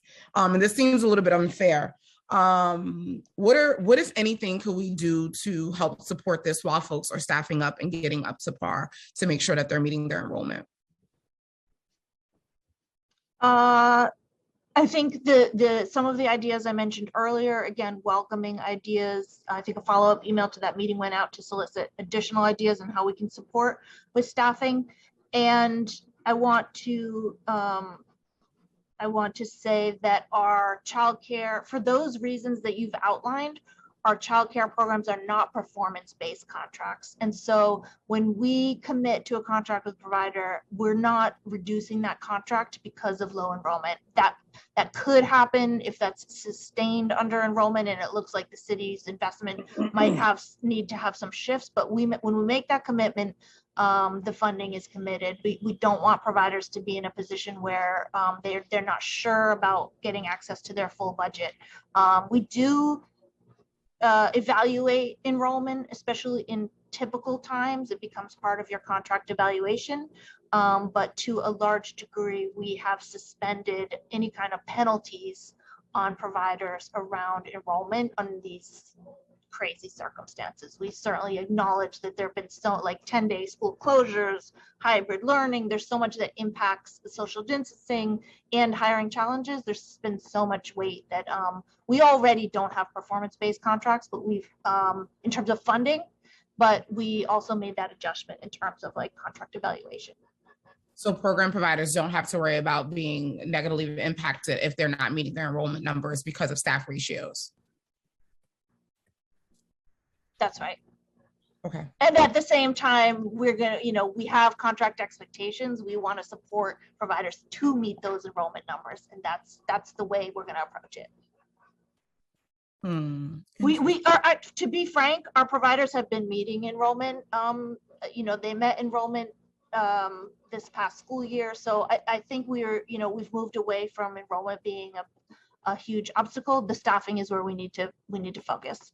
Support. I think that's something we have to look at, right? Because if we're meeting enrollment and then we're not meeting staffing, then that means our ratios are off. So the question is, what does that really look like? And is that creating an environment that's unsafe for kids? Because if we have enrollment and we're having staffing issues, those things aren't adding up. So I think that needs to be addressed and looked at. So we should definitely be thinking about how do we address those issues. That's a good point. Thank you. So we're also hearing from a number of providers that they still have not been paid for last summer.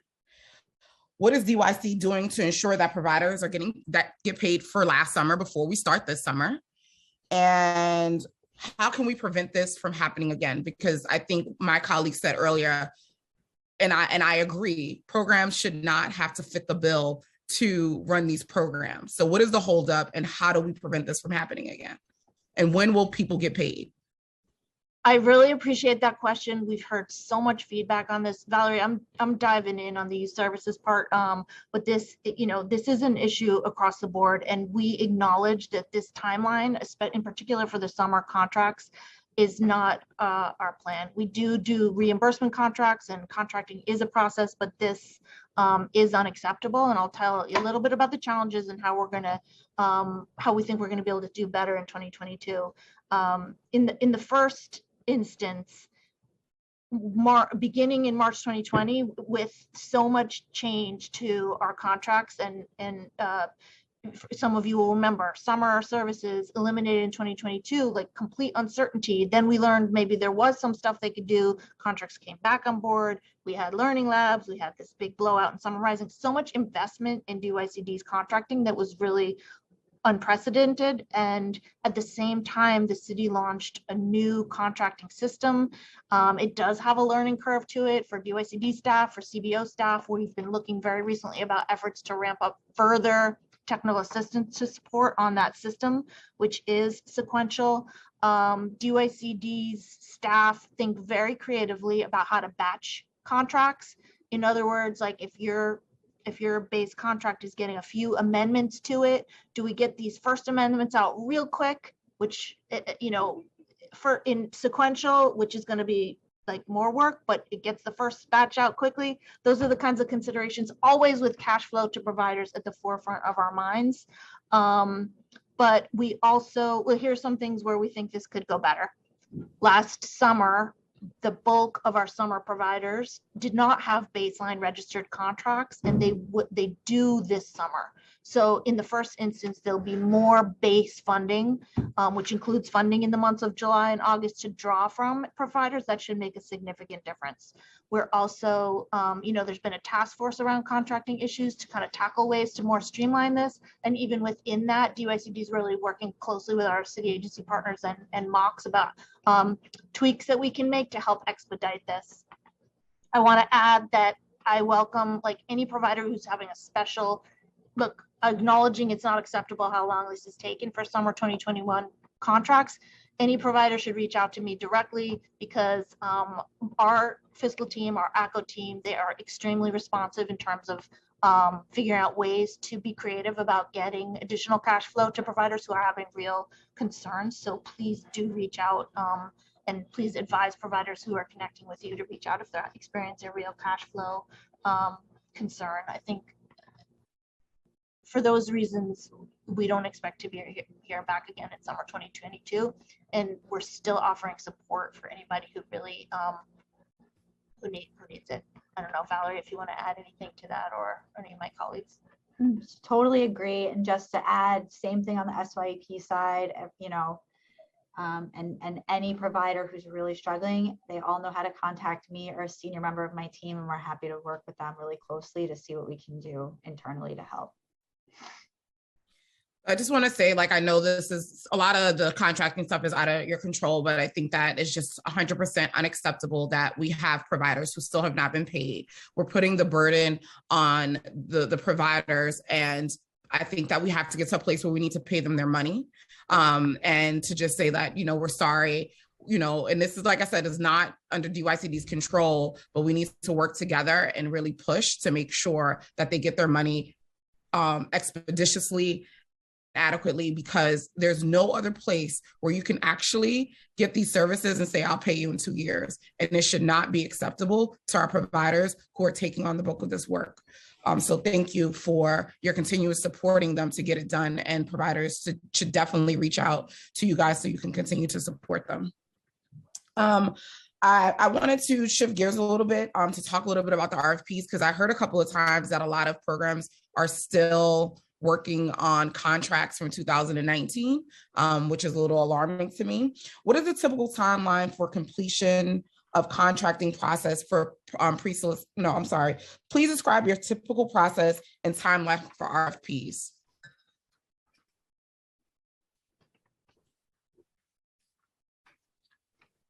I don't know if that was directed toward SYP or just in general on So we could start with UICD. SYP and then we can go to Compass and Sonic, whichever one. But I think we need to talk a little bit about RFPs because it sounds like a lot of these contracts are running off for older RFPs. Sure. I mean, I will go ahead. Oh, go ahead, Susan. You want to start or should I start? I'll start. So for SYAP, we re-RFP'd the program and those contracts started in 2019. So our typical process is a 3-year contract off of an RFP. And we're renewing those contracts right now for this summer. I think still TBD where, where we'll go beyond there. But RFPs are very time consuming, and so we want to be really thoughtful and deliberate about when we reissue RFPs, and that is something we always think about. Our ACO and fiscal team are certainly the leaders there and can weigh in next week at our budget hearing too. Yeah, agreed. We typically run on that cycle. 3 + 3 years is a kind of a traditional model for 6 years plus renewals. If it goes further than that, we definitely anticipate new contracts. We want to really welcome in new providers. I think one of the council people mentioned that, like we want to open this process up. We list at DYCD, when people haven't been able to be part of an RFP for a long time, they really reach out to us like, when is it coming? Because that's their opportunity to get new funding. So in our largest portfolio, the Compass portfolio, we're in the draft phase of a concept paper, which we plan to release before the end of this year.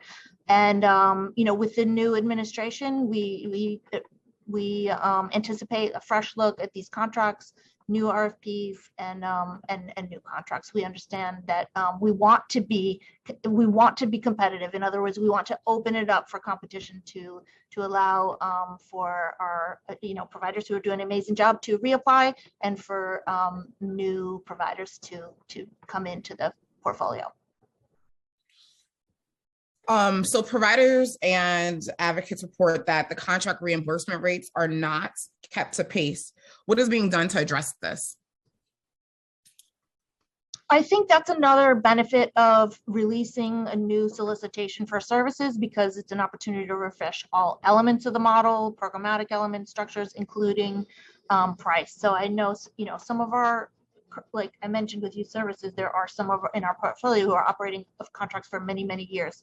Part of that has been addressed to some degree through like cost of living adjustments and additional increases. As I mentioned, partly in recognition to that, we added funding to summer budgets, which acknowledging the frustrations with that.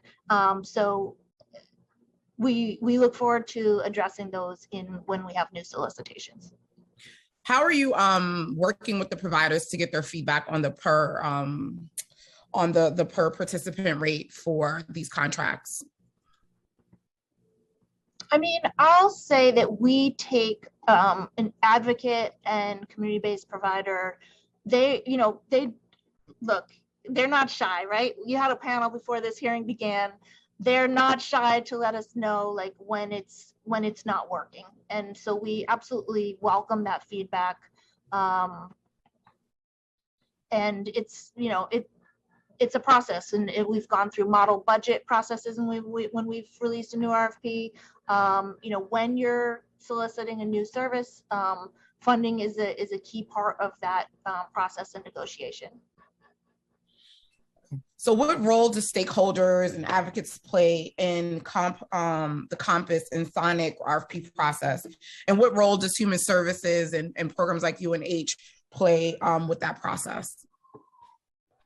We've had a tremendous amount of focus groups. We've had surveys. We did some stakeholder engagement meetings.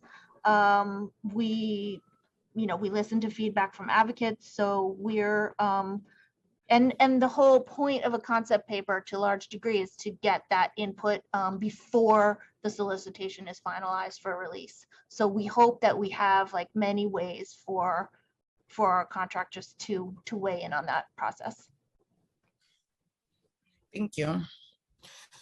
So providers and advocates have expressed that DYCD and that they've reported problems having communications and interaction with DYCD, with particularly around lack of clarity, inadequate communications, delays in response to providers' concerns and issues. What is being done to better support youth providers? I think that's a good question. And Daryl and Valerie, I'll welcome you to weigh in too. I will say this is a really high priority for DYCD. Having good, frequent, open, transparent communication with our providers is like our #1 value.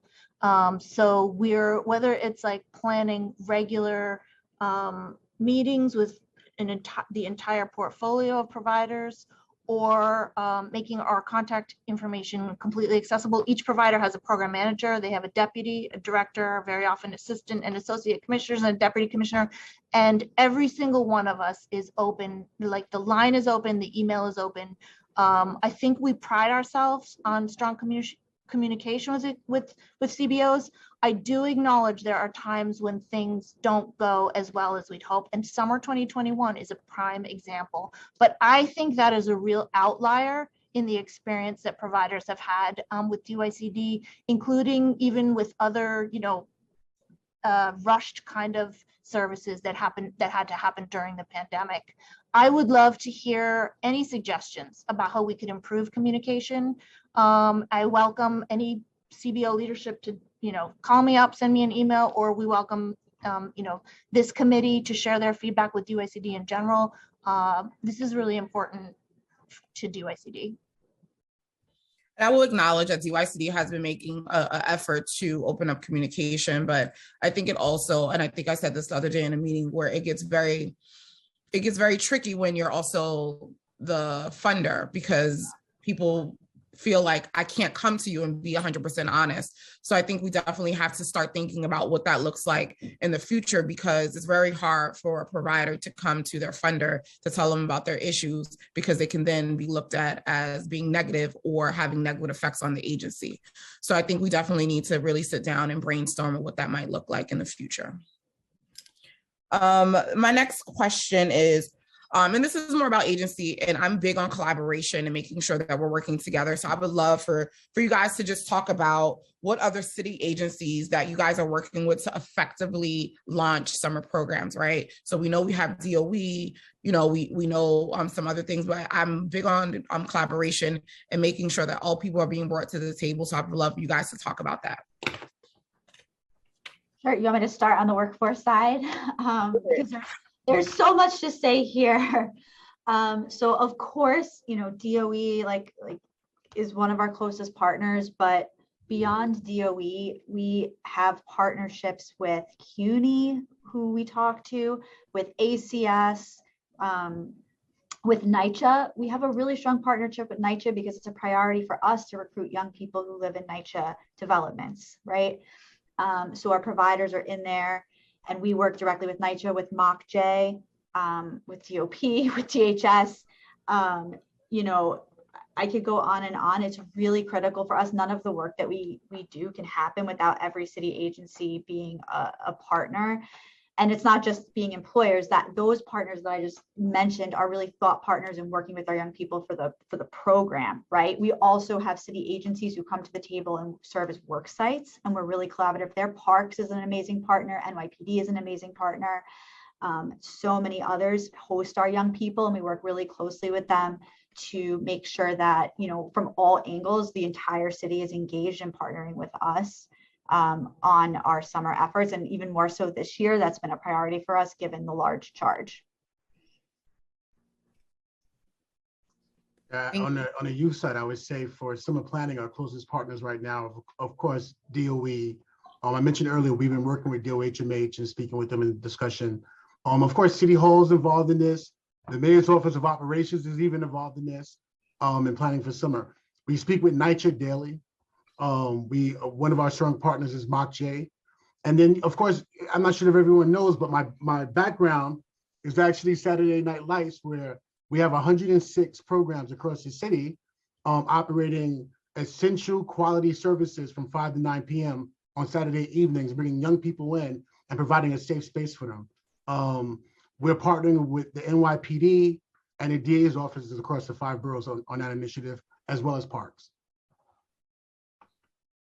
Thank you. I want us to move a little bit to talk a little about facilities. How is DYCD working with DOH to ensure that all sites have SAC licenses or camp licenses to provide summer programming? And even before I ask that question, I know last year, because of Summer Rising, a lot of programs were working under the DOE. Is that something that's going to be happening again this year as well? Or all folks are going to be going back to SAC licensing and camp licenses?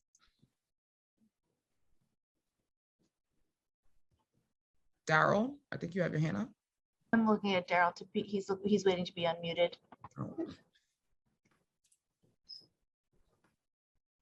Perfect. 1, 2, okay.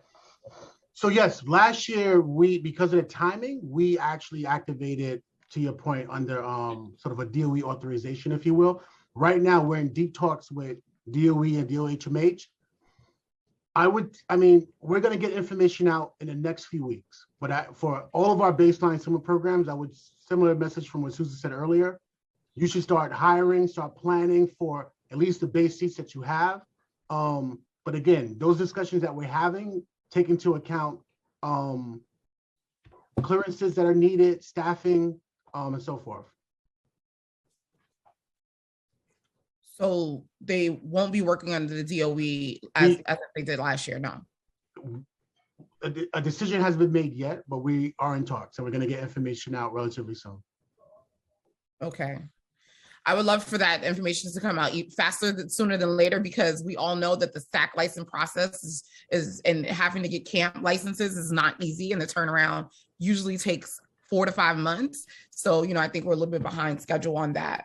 Another thing is we've had some providers, say that they've been having issues with some of the schools around getting the permit process, and it's often become difficult to navigate, and it takes up a lot of time. Can we talk about how we're supporting providers and DOE to ensure that this permit process is streamlined and supporting folks? And Chair Stevens, I'll answer that in 2 ways. One, for the summer, of course, we're working with DOE in the planning of that. As we roll out information, we're gonna be sure to help streamline that permitting process. If we're talking about existing programs, those providers who are having any issues should reach out to the program manager, and we'll help support them by connecting with our DOE counterparts and taking care of whatever needs to be taken care of. These are mostly about summer, and we've had even some SYP folks said that they need space and they're having difficulties getting space within schools. And once again, I want to stress that all of these programs, and I don't think I even said it today, all these programs are the same providers, the same students, the same families. And so we should be working in collaboration and not against each other. And so, we have SYPs who are expanding, so they obviously need more space. And so how are we working with schools to ensure that they're allowing CBOs to have space and access to those facilities to ensure that they're able to really roll out this increase in slots?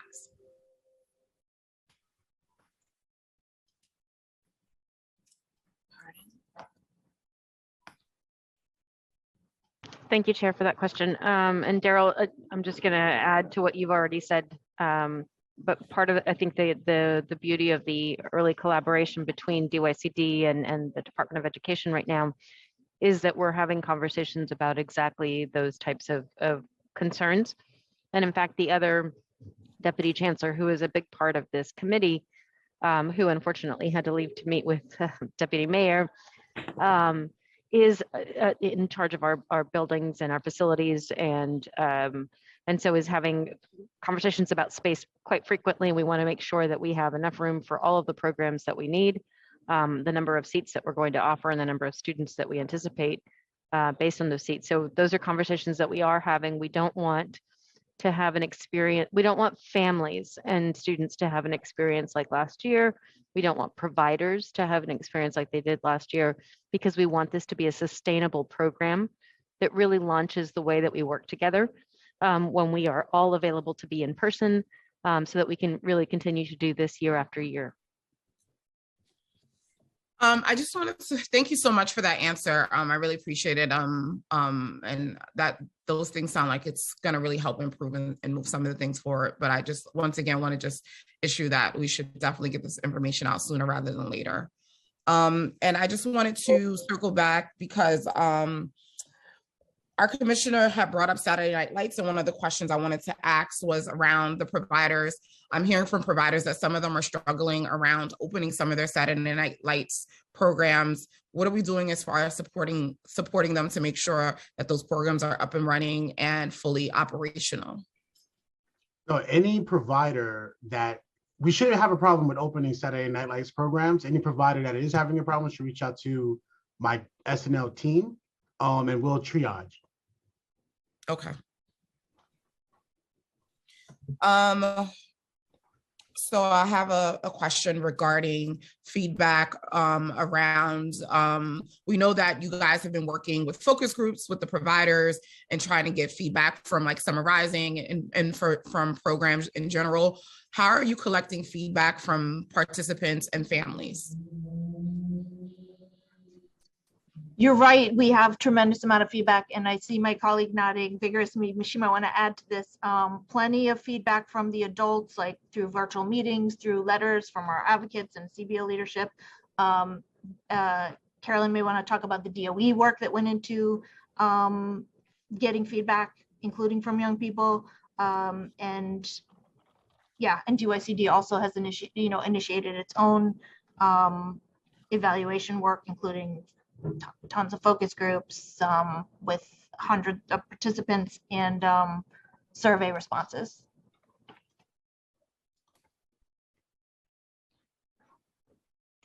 She's trying to. Oh, there we go. Thank you. Sorry, it's often a bit confusing with the lag. So thank you. Thank you for that question. And yes, thank you, Susan, for lobbing it in this direction. I was nodding vigorously and smiling when that question came up, in part because at the same time I got an alert in my email inbox that I had just received more feedback from focus groups. So we are collecting it daily and regularly. And we're looking at information from CBO stakeholders whom we've been meeting with pretty regularly, but also some of those CBO partners have been helping us to do outreach of principals, parents. We've talked to teachers and we've engaged with students as well. And so we're holding actual focus groups in Zoom rooms, but we've also had interviewers who've sat with folks and asked a series of questions. And we're collecting information just to hear in terms of feedback from last year, but also what they'd like to see for this year and how we can ensure that this is a successful program this year. So I'm really happy to hear that we are focused on getting some feedback from parents for the Summer Rising program and the DOE component, but I think we also need to be expanding in all programs and making sure that we're getting feedback from all people, including parents and families and young people. I think that it's important that we are taking their voice into consideration, and probably out of all the feedback, their feedback is probably the most important. I just have a few more questions. How was DYCD work? Wait, no, that's not my question. Sorry. What percentage? So I just wanted to go back because I know folks we wanted to get back to the pay rate. So what percentage of increase in youth providers contract reimbursement rate do you believe is reasonable that folks should be getting for their contracts?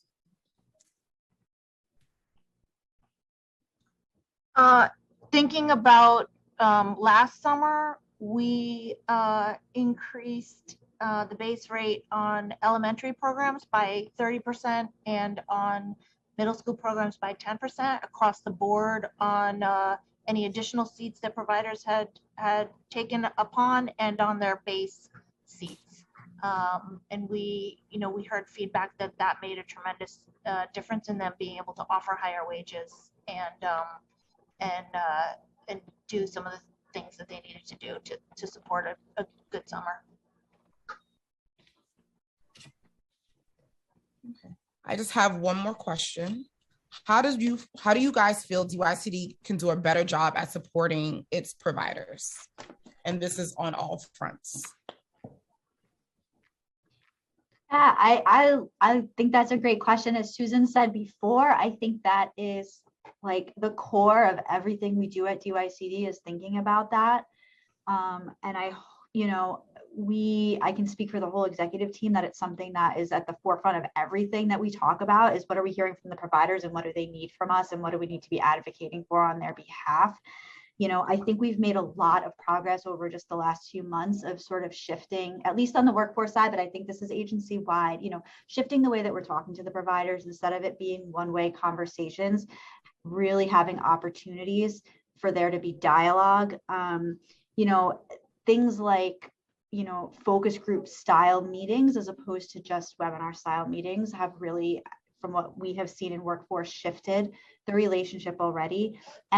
And sharing with them how we're responding to their feedback and then checking in with them to make sure that's what they needed, right? Like those operational things that I had mentioned before, things like an audit manual, things like, 12-month budgets, all that operational stuff that they've asked for. It's personally like calling the provider and saying, we just announced this. Is that in line with what you need? And what do we need to do to support you to make that change really be meaningful, right? So it's all about shifting the way that we're working with the providers. And I think everyone here is really committed to that because as we go through all these big expansions, none of it happens without them. And we're all just hyper aware of that and really trying to move the needle on supporting them and giving them the resources they need to be successful because their success is our success, is the success of the participants we're trying to serve. Thank you. I will now ask the committee council to call my colleagues for any additional questions. Council members, we are now about to conclude our second round of questions. If you have any questions for the administrative panel, please use the raise hand function in Zoom and I will call on you in the order your hands are raised. Chair Stevens, seeing no other hands raised, we have concluded the second round of questions and I will turn it to you for any closing remarks to this administrative panel before we move on to public testimony. I just want to say thank you guys for being here with us today. I would love for you guys to make sure that we all stay on to hear the public panel speak and hear their concerns. Everyone who was here today, I think that it's really important and valuable. I want to go on record for saying I appreciate your hard work. The job that we all seek to do is not an easy job, but we're all doing it with the right intentions, which is the intentions of having quality program for our young people. I'm excited to be on this team because I believe we're all a team, DYCD and the providers and myself. And I see myself as a bridge to bring us all together to move forward and make our programs even better. So we will go on to the public forum. Thank you all for your time this afternoon. Thank you so much for the opportunity. We definitely will have representatives staying behind. Thank you. Thank you all, and thank you, Chair Stevens. We are moving on to the public portion of our hearing, and I would like to remind everyone that for public testimony, I will call up individuals in panels. Council members who have questions for a particular panelist should use the raise hand function in Zoom, and you will be called on after everyone on that panel has completed their testimony. For public panelists, once I call your name, a member of our staff will unmute you and the Sergeant at Arms will give you the go-ahead to begin speaking after setting the timer. All public testimony will be limited to 4 minutes. After I call your name, please wait a brief moment for the Sergeant at Arms to announce that you may begin before starting your testimony. The next panelists will be in the following order: Dante Bravo from the United Neighborhood Houses, Lazar Treshan from Here to Here, Jen Wall of New York Junior Tennis and Learning, and Malik Salmons from Youth Action Youth Build. Dante Bravo, you may now begin. Your time will begin. Thank you, Chair Stevens and members of the New York City Council for the opportunity to testify. My name is Dante Bravo, and I'm the Youth Policy Analyst over at United Neighborhood Houses. UNH is a social change organization representing 45 neighborhood settlement houses that reach 765,000 New Yorkers from all walks of life. As many council members have pointed out before, the pandemic is still here, despite the city having returned to in-person instruction for the 2021-2022 school year. Because of this, the city must issue clear guidance to providers on what to do in the case of positive COVID-19 cases, as well as precautions to take to minimize risks for this summer. Any future guidance from DYCD should clarify the role of providers, especially in serving young people who have not received the COVID-19 vaccine, especially if their families have chosen not to vaccinate them. Settlement houses also need more resources to meet youth mental health needs that have been exacerbated by the pandemic. Last summer, staffing for K-8 summer programming proved especially difficult given the high number of program participants, estimated at around 200,000 participants when compared to previous years having served 90,000 young people. Despite this, providers made the impossible happen. They served more youth when many of their sites were at capacity or struggling with staffing. However, providers are concerned that the summer rising model of last year may create a precedent where a rush to serve as many students as possible ignores the reality of a stark staffing crisis within the field. Without any additional financial support from the city to pay competitive wages, staffing issues threaten to undermine providers' ability to run even basic summer programming, let alone quality programming. While UNH and the larger provider community will always support partnerships with local universities and SYP participants to develop a pipeline for future full-time youth development professionals, this is at best a stopgap solution to an impressive need within the field. At worst, this strategy actively contributes to the notion that jobs in youth work are temporary and therefore should be compensated at extremely low rates, despite the level of expertise our youth development staff have cultivated with over decades in the field. The only way to fix this staffing shortage is to pay providers for their work on time and to take unprecedented measures to raise wages for future work. Cost per participant rates need to be higher to keep up with inflation. UNH urges the city to increase the cost per participant rates to $1,848 for elementary school programming and $959 for middle school programming. These higher rates would set a wage floor for summer counselors at $21 an hour, allowing providers to offer competitive salaries in the midst of a staffing crisis within the field. This is also in line with the #JustPay campaign for human services workers. Furthermore, last summer, DOE paraprofessional substitutes made a base rate of $25 per hour, and DYCD messaged that this pool of talent will no longer be available for providers to lean on for summer of 22 in the previous DYCD webinar. Moreover, summer 2022 needs to be centered on fun. It is crucial that the main focus of summer programming be on positive youth development instead of academic remediation. CBOs must be empowered to lead planning and ensure that a summer program includes enrichment activities outside of academics and time for play. Settlement houses have been doing this work for decades. We need to let our providers do what they do best. Without these actions, we fear that the continued lack of investment in summer programming will exacerbate already existing crises within the field and rob young people of New York City the opportunity to play, learn, and grow into successful young adults. Thank you for your time and the opportunity to testify today. For more questions or to reach me, you can reach me at dbravo@unhny.org. Thank you. Thank you for your testimony. Lazar Tresham, you may now begin. Your time will begin. Hi, thanks for the opportunity. My name is Lazar Tresham from Here to Here, which is just a couple blocks southeast of the Chair's District in the Bronx.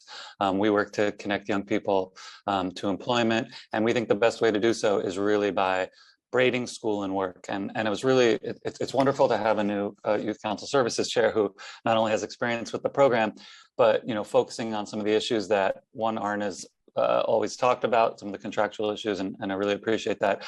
But also, really on the connection to year-round school interests. I really love I submitted a testimony and I won't read it. So let me just hit on a couple things that I'd love to accentuate. Having the young people speak first, which is a wonderful new tradition as part of this hearings, is great. And what I think was really powerful was the comments that Councilmember Riley and the chair picked up on around career interests of young people. And traditionally, because of the program lottery, and the budget cycle, young people were really just placed into jobs at the last minute, or even work experiences that couldn't even be called jobs. A truly year-round school-connected universal program, which is what we should have, that is not lottery-based, really would allow, and 12 months contracts, which I hear rumors that we're moving toward, but if there's one thing we can do to professionalize the field for providers, is really providing those year-round contracts, allow them to hire full-time staff, not seasonal because of the year-round nature, and really professionalize the field, allow them to work with young people during the year to figure out what their talents and interests are and really connect them to those jobs. It can't be a program, SYP can't be a program to get young people off the streets. Young people are not a problem, they are the solution to a lot of our problems. And by really thinking about it that way and connecting it to what else happens to their lives in the school year, and that means CBOs, really connecting CBOs to schools through expansion of the school-based SYP, which is non-lottery, really allows those ramp up and allows those extra resources that schools and CBOs together can make happen to both support the young people during and the school year and the summer. I think, there, having been the youth employment program at DYCD many years ago, I think, DYCD kind of told themselves on a little bit in this hearing by saying we've never worked closer with the DOE. Whether the program is 75,000 slots or 100 slots, DYCD needs to be working with the DOE, with other agencies. I think it was the chair's comment, so the young person's life doesn't start or end in any one particular contract, and it should be on us as the city and policymakers, not providers all the time. The burden is always on providers to connect the dots across their contracts, but really some centralized resources. Again, that idea by Councilmember Riley and the chair of connecting young people to specific career tracks. What about a centralized service that DYCD could provide around helping define and connect to those things? What about a centralized resource to help monitor, young people across providers who work at the same work sites to do some centralized monitoring support of those work sites? How do we use this expansion year as a real learning year to pilot a universal-based system? Issues like, what could DYCD and DOE together work to centralize that would really create new value to young people? Young people are getting these paychecks for the first time. It's through debit cards. There's a huge centralized financial literacy component that could be added as part of DOE programming for all SYP students. And lastly, I'll just say, an idea I heard yesterday, I think we shouldn't have young people applying anymore for SYP. They should be automatically applied if they're a high school student, and they should have to not apply to have their application in the program. If we really have a commitment to serving young people, let's do the reverse. Let's opt them in, and they have to opt out if they don't want to be in the program, because we know these experiences benefit everyone. Thank you so much for the opportunity, and really excited about the next 4 years of this council. Thank you for your testimony, Lazar. Jen Wool, you may now begin. Can I start? Yes, your time will begin.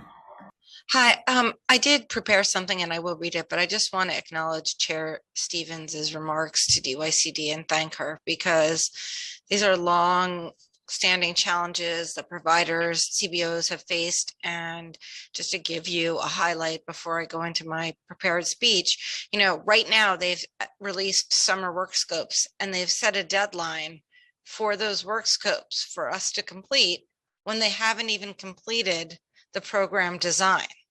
So you ask them, when will they know? When will they know? In the interim, we're held to a deadline and we have to produce these work scopes and then revise them, which is a huge staff drain. People are working hard enough as it is. So I just want to acknowledge that. I'm with NYJTL. I'm the Chief Education Officer. NYJTL served over 3,000 youth during the summer of 2021 in Summer Rising. And understanding how the pandemic resulted in learning loss and the lack of enrichment opportunities, we really appreciated the DOE and DYCD partnered to create Summer Rising. But I did want to share with you some of the pros and cons that we experienced. We also just learned today that the DOE will not be providing staff for us, which is a huge problem, because one of the pros that we had was that the DOE provided a nurse, which was critical during COVID, and paras and some other support staff, so that we could keep the kids as safe as possible. There were, however, areas both in the planning and in the implementation of Summer Rising that could be improved. Collaborative planning is central. And when I say collaborative, I don't mean DYCD representing the community-based organizations. We need community-based organizations at the table to talk about the preliminary planning. Like, again, last year, we were given, 3 weeks to work with the principals and come up with a plan. So that didn't work at all. Staffing was a huge problem, as everybody mentioned, so I'm not going to get into it, but it was even more difficult with the backlog of the fingerprinting because we could not, once we knew how many kids ultimately were in our program, which was in some instances triple the amount that we were contracted for, there was no way we were going to be able to bring on additional staff in terms of fingerprinting. It just, the summer isn't long enough. Really, the most important point I want to make is that we were told unequivocally that we could turn no child away. And we had, in many instances, over 200 more participants than we were contracted for. And as many of you mentioned, that meant that we had kids that we had no paperwork on. So if a kid got hurt, we couldn't call a parent. If a kid had allergies, we didn't know about it. We were, our hands were tied. There was no way to meet ratio, and the safety of the kids is always paramount for us. So really, we have to think about the safety of the kids. I want to offer good programming, but it has to be safe. And finally, the finances, which you've heard about in terms of the fact that we still haven't had our contract amendments registered, so we can't recoup the funding. I just want to state finally that we're committed, NYJTL is committed to serving the kids of New York City, but we are committed to do it safely and in a way that supports them and doesn't put them at risk. Thank you for this opportunity. Thank you for your testimony. I will now call on Malik Salmons. You may begin. Your time will begin. Malik Salmons, and I just wanted to say thank you all so much for taking the time today to listen to us all in this public hearing. It's been a pleasure to be able to learn from many of the other people who have been able to speak throughout the day. So I'm representing the Youth Build New York City Collaborative. The Youth Build New York City Collaborative is a collection of New York City's 8 youth build programs. These programs are spread out generally throughout all 5 boroughs across New York City. And at these locations, we primarily focus on empowerment of young people aged 16 through 24. A good majority, actually somewhere around 95% of our students come in with no high school equivalency training, no diploma or anything like that. And so the way that we are able to build these connections and strong connections with our students is from some of the resources that we get to offer them. Currently, all Youth Build participants are able to obtain their high school equivalency certificate through our programs. In addition to this, we offer a wide variety of career tracks from tech and broadband infrastructure to building operations, construction and culinary school, and many others. Our programs connect young people to employers and help them to find jobs that fit them and that will set them up for success in the future. One of the other services that we provide to our students as well is alumni services. So we stay connected with them, making sure that they are getting the resources that they need, making sure that they are arriving on time to work and things like that, and just being able to succeed the best that they can in their new career endeavors. So kind of our connection to the Summer Youth Employment Program. In the over 4 decades of experience Youth Build has in New York City, we have typically run as a program that hosts students year-round. The long-term commitment that our students make allows for them to be in strong positions to begin work and apprenticeships as soon as possible upon completion of our program. This model, partnered with the Summer Youth Employment Program, could establish an incredible pipeline that allows for young people to have substantial work options lined up for the future. And after completing the SYEP, there could be tremendous opportunity for them to continue to develop their skills to be full-time members of the New York City workforce. Young people have real needs, and the ones that we work with are often not having the help and empowerment opportunities available to them to kind of compensate for many of the hard backgrounds and lack of resources they are coming from to begin with. So we look forward to hopefully partnering with the SYEP in the future and developing part of the upcoming generation of workers and the workforce and world changers as well in the New York City area. So thank you guys again for letting us speak today and for just learning a little bit more about our program and hopefully what we can do together in the future. If you guys would like, you guys can feel free to all contact me at msammons, which is MSAMMONS at yayb.org. So thank you again for your time. I appreciate it. Thank you for your testimony. Chair Stevens, I will turn to you now for any questions for this first panel. Nope, I don't have any questions. Great, thank you. And seeing no hands raised from any other council members, we will turn to our next panel of public testimony.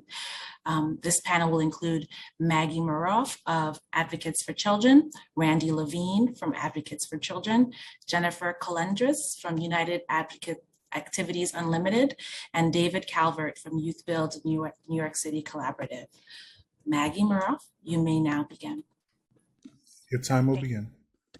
Thank you. Good afternoon, Chair Stevens. Congratulations to you and to the full committee on this first hearing of youth services this year. It's a really important one. I'm actually speaking today on behalf of the Arise Coalition. We are a group of organizational and individual members working together since 2008 to improve access, experiences, and outcomes for youth with disabilities in city schools. My message today is simple and can't be ignored. Any summer programming that the city undertakes or supports this year needs to be designed to include youth with disabilities from the start. In the past, that hasn't always been the case. Last summer, as was acknowledged earlier, and thank you for all of that, we saw serious problems around access and inclusion and programming. We heard about children entitled to busing because of their disabilities who couldn't attend summer rising enrichment programming because the DOE provided no bus home at the end of the day. One of the first cases that I, in my work, brought to the city, both DYCD and DOE, about summer rising last summer involved staff at a CBO that wouldn't allow a student to attend their program because of his behavioral needs and because they weren't equipped and didn't feel that they had the support they needed in order to support him. This summer, the city must ensure that no student with disabilities is turned away from city-funded programming. Accommodations, modifications, and other supports, including behavioral supports, need to be available for students as needed at all sites. The city needs to roll out a process for families to seek accommodations and supports, including, and I heard someone say this before, paras and nurses for students to participate in summer programming.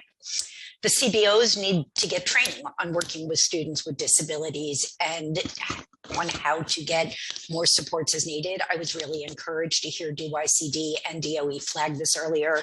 I really hope it is sufficient. Programs need to be sited in fully accessible buildings. Youth with busing on their IEPs need to actually have that busing and all other IEP mandated transportation supports. And they need that for the daily programming and for field trips. We saw a lot of youth left out of field trips last summer. Field trips need to be planned with all students, including those with disabilities, in mind from the outset. Without all of this, summer programming will essentially exclude a large percentage of young people with disabilities. We know how important that programming is, and we want to make sure they're all included. It's really time for New York City to step up as a leader in inclusion for those with disabilities, and to make these changes would go a really long way towards that goal. Thank you very much. I'm available to answer any additional questions if you have them. Thank you for your testimony. Randy Levine, you may now begin. Congratulations, Chair Stevens, and thank you for the opportunity to speak with you today. I also want to thank Deputy Chancellor Quintana and other members of the administration for staying to listen. It's great to see you. My name is Randy Levine, and I'm the Policy Director at Advocates for Children of New York. We focus on students whose needs are often overlooked, such as students with disabilities, English language learners, students who are homeless or in foster care, students with mental health needs, and students with involvement in the juvenile or criminal legal system. Unfortunately, time and time again, we have seen the students we serve left out of programs that are touted as being universal. Merely saying that a program is for all youth does not make it so. Assessing summer programming readiness is not only a question of whether programs are set up to be running, but also ensuring the city has an intentional, targeted plan to provide specialized support to youth who need it so they can fully participate in summer programming. Given our limited time, we'll give just a few examples of barriers we've seen and recommendations for change. Last summer, students with disabilities were turned away from summer rising programs with the explanation that the programs were not equipped to meet their needs, despite the city's legal obligation to provide accommodations and support to students with disabilities so that they can fully participate. Given how short the summer program is, this year, the city needs to roll out a process for requesting and approving accommodations with enough time to ensure that the individualized support students need are in place for the first day of summer, and that no young person is turned away. Last summer, students with disabilities and students who are homeless who require bus service were told they could only get bus service for the academic portion of Summer Rising, meaning they had to leave the program hours before their peers and miss out on afternoon enrichment activities in violation of their legal rights. This summer, the city should ensure that all students who need bus service to get to school have bus service or a comparable door-to-door alternative available for the full day of summer programming that does not rely on parents having to transport their children or lay out money for transportation when their children have a legal right to transportation provided by the city. Last year, we heard from families who did not know about Summer Rising and other summer programs. This year, the city should launch a strengths-based outreach plan to ensure families of historically marginalized groups of students know about summer programming and have needed support in enrolling, including targeted outreach and support to families living in shelter and immigrant families. This year, as in past years, the SYEP application and instructions are available online only in English, posing a barrier to the thousands of young people whose primary language is a language other than English. The city should ensure that SYEP information and applications are available in at least the 9 most common languages, that the application asks if youth need language support at their placements, and that youth receive the language support they need to participate, regardless of their home language. We also want to ensure that students get the academic support and social emotional support they need over the summer. Even before the pandemic, fewer than half of NYC students were reading proficiently, with alarming disparities by race, disability, language, and housing status. We urge the city to use the summer to provide students with the evidence-based reading intervention they need. As another example, DYCD and the DOE should work together to connect SYEP experiences to the classroom, providing students with academic credit for the skills they learn on the job. We look forward to working with you and to ensure that all youth have the opportunity to participate in summer programming and to fully participate. Thank you for the opportunity to speak with you, and I'm happy to answer any questions you may have. Thank you for your testimony. Jennifer Colindres, you may now begin. Your time will begin. Thank you. Thank you to the committee and Chair Stevens. I can't tell you how relieved and excited I am to have somebody that was in the field that can understand what I'm about to say in a very real way, without the bureaucracy, without the red tape. And I'm going off script here by saying that. My name is Jennifer Colindres. I'm the Director of Prevention Services, formerly the Supervisor of Compass and Sonic for United Activities Unlimited, but I'm jumping in to support my team members as I always do. I'm not going to go over my entire testimony. I've submitted it, it's written, and almost all of it has been spoken about today. And I want to say to my colleagues, thank you so much, colleagues in the field, for what you've done to support, because we all know that we're doing the real work. And we're doing it outside of a union or being supported or protected in any real way. We're well-versed, all CBOs are well-versed in collaborating with multiple entities. We're always the guest, right? And there's always a landlord. And so we're very versed in being able to coordinate between DOE, DOH, DYCD. Frequent changes and the need to pivot is not new to us. And summarizing in theory is a great idea. It's to be commended, but it's March, everyone. It's March. We haven't, no one will even confirm that it's happening. So how are we to pivot? As one of my colleagues said, work scopes are due. Work scopes are due so that work scopes can be thrown out and revised afterwards, just adding more additional work. I'm going to give you an example where I had to jump in last year. I had to jump in on July 3rd because there was an overflow of over 300 students and they didn't have a summer rising program. And on July 3rd, DYCD jumped onto a call with us. So July 3rd and July 4th was for planning on how to receive 300 children that following Monday. That was with 3 staff members.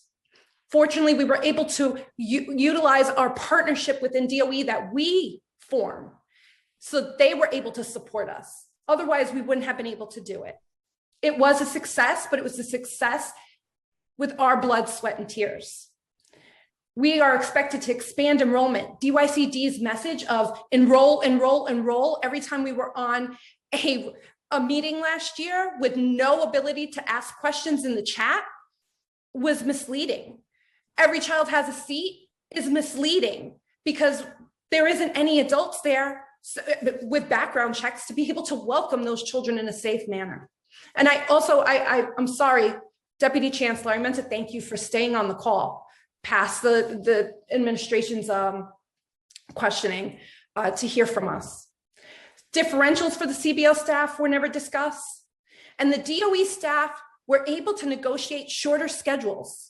In some cases, they were out the door by 2 o'clock, 3 o'clock in the afternoon. While they recruited our staff members, they were paying them 2 to 3 times more what we were able to pay them. They were giving them Fridays off, and they were leaving by 2 or 3 o'clock in the afternoon, leaving us even more hit where we had more of a staffing shortage.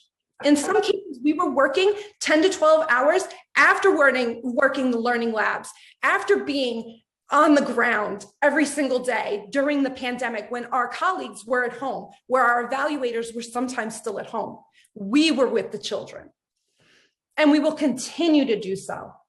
It would be punitive to require our staff to work under the same conditions again this year and not financially compensate them for their efforts. We must honor their mental health by providing a fair schedule. As for SYEP, we need to continue to fight for responsible expansion and without sacrificing the quality. All of these points have been discussed. The contracting points have been discussed.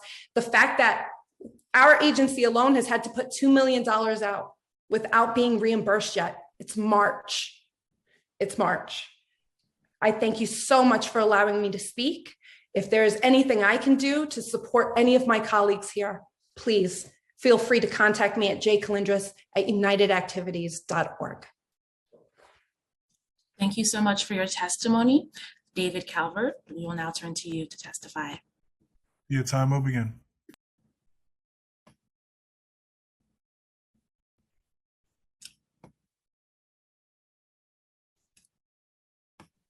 Okay, so yeah, how's everybody doing? Well, I've been enjoying this hearing so much. It's excellent, and I've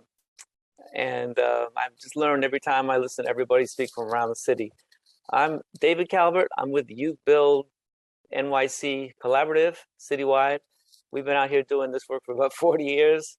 You heard a little while ago from my colleague Malik Salmons speaking about Youth Build. I see that Malvin Ortega is on hold to speak a little later on, and you know, he's a participant in Youth Build, so I hope he gets a chance to talk pretty soon from the Bronx. We just, you know, glad to talk about Summer Youth Employment Program and also to talk about year-round programming. I myself came up through SYEP. That was my first job. In those days, it was called Neighborhood Youth Corps. Anybody remember that? And now it's SYEP.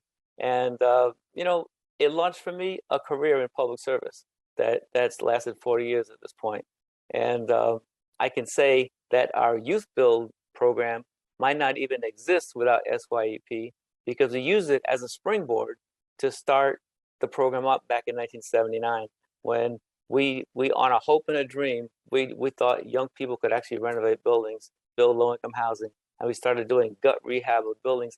And it was SYEP Youth that started that program up in the summer of '79.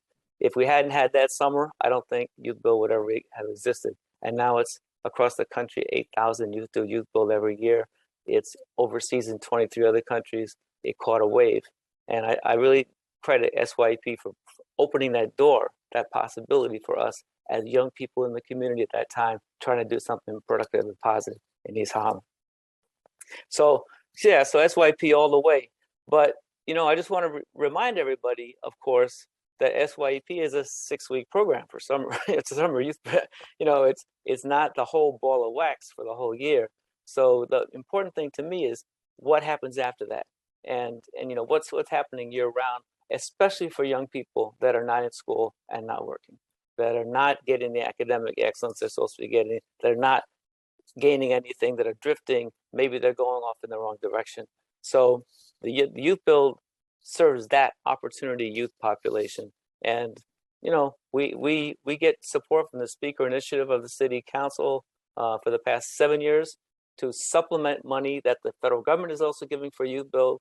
And that package has allowed youth build to continue and to, you know, really prosper in all 5 boroughs of the city. And, you know, this year we'll be coming back to the speaker, to the new speaker, and talking about a $3.2 million speaker initiative for youth build.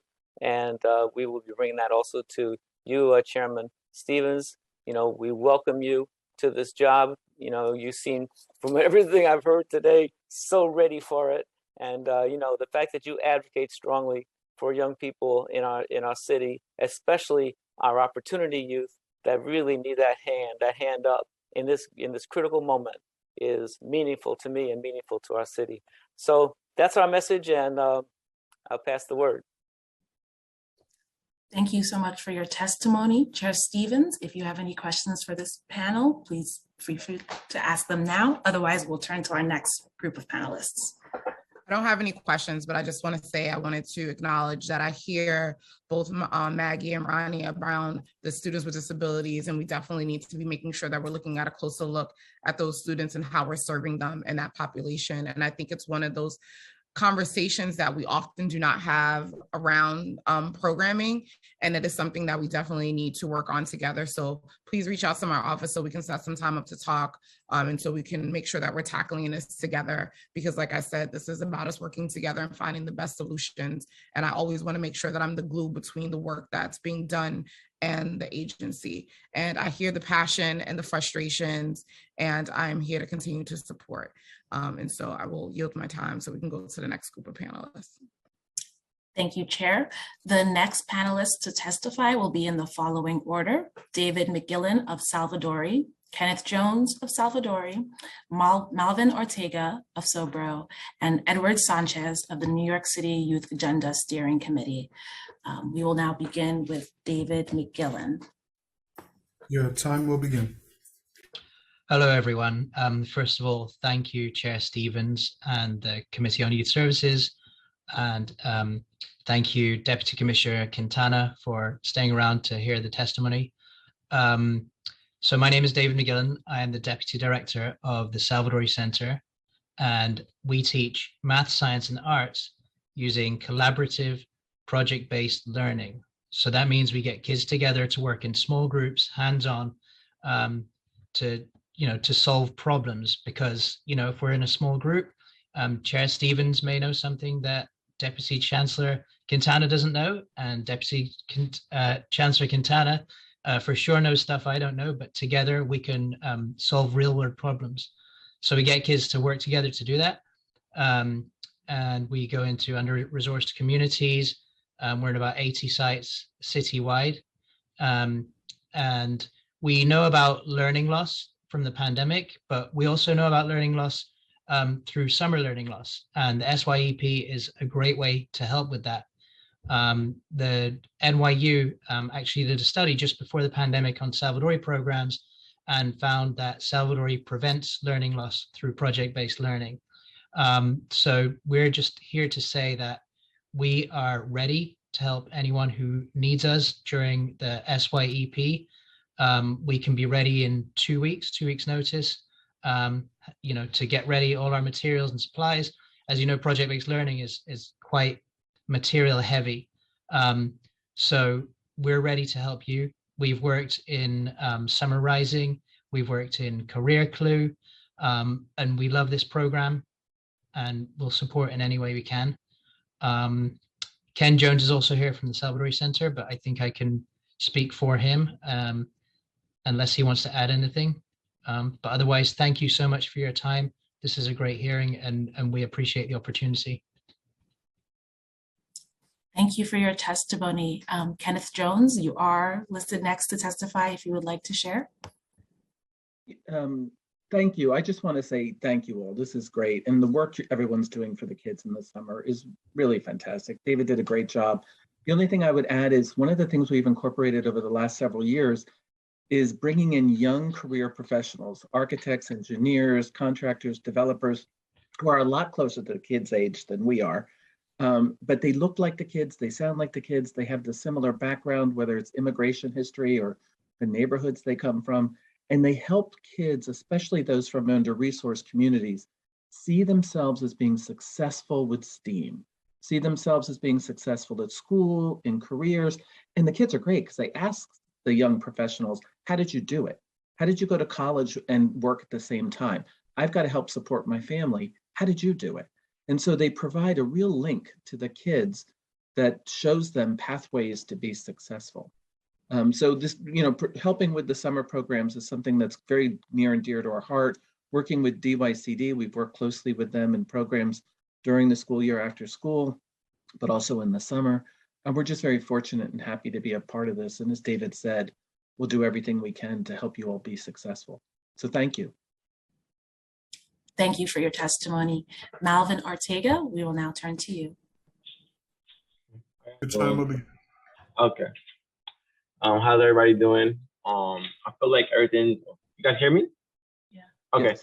I feel like everything has been talked about in terms of contractors, the money situation. For me, speaking for the youth and for the students in my class and for the caseworkers here at So Broke, it's really important to know that, everybody in this live is doing everything that they can. And, the ones doing the hardest work is just everybody in this live. I know everything has been talked about. I just wanted to just, give these, these couple minutes I have to say, like, I really appreciate everybody here that's doing the necessary work to, get certain things done. And it's not gonna happen overnight. We all know that, but if we just keep spreading the word out and just giving courage and faith, because without no faith and hope, all else fails. But that's it. Thank you for your testimony. We will now turn to Edward Sanchez. Your time will begin. Good afternoon. My name is Ezra Sanchez, and I would like to first thank Chair Stevens and the other members of the Youth Service Committee for allowing me to have the chance to speak today. I am a member of the New York City Youth Agenda Steering Committee, a youth action member at Citizens Committee for Children, a student activist at YVote. I'm a lifelong New Yorker. I attended public schools since kindergarten, so K to 12, and now I'm a proud CUNY freshman at Baruch College. I love my city, and I'm proud to be a New Yorker, and I'm committed to ensuring that the future is bright for youth in this city. When I was in middle school, there was a program located right in my school in Brooklyn. The name was NIA, and they had an after-school program and a summer camp. For me, it was a wonderful experience as I was provided with various activities as well as homework help.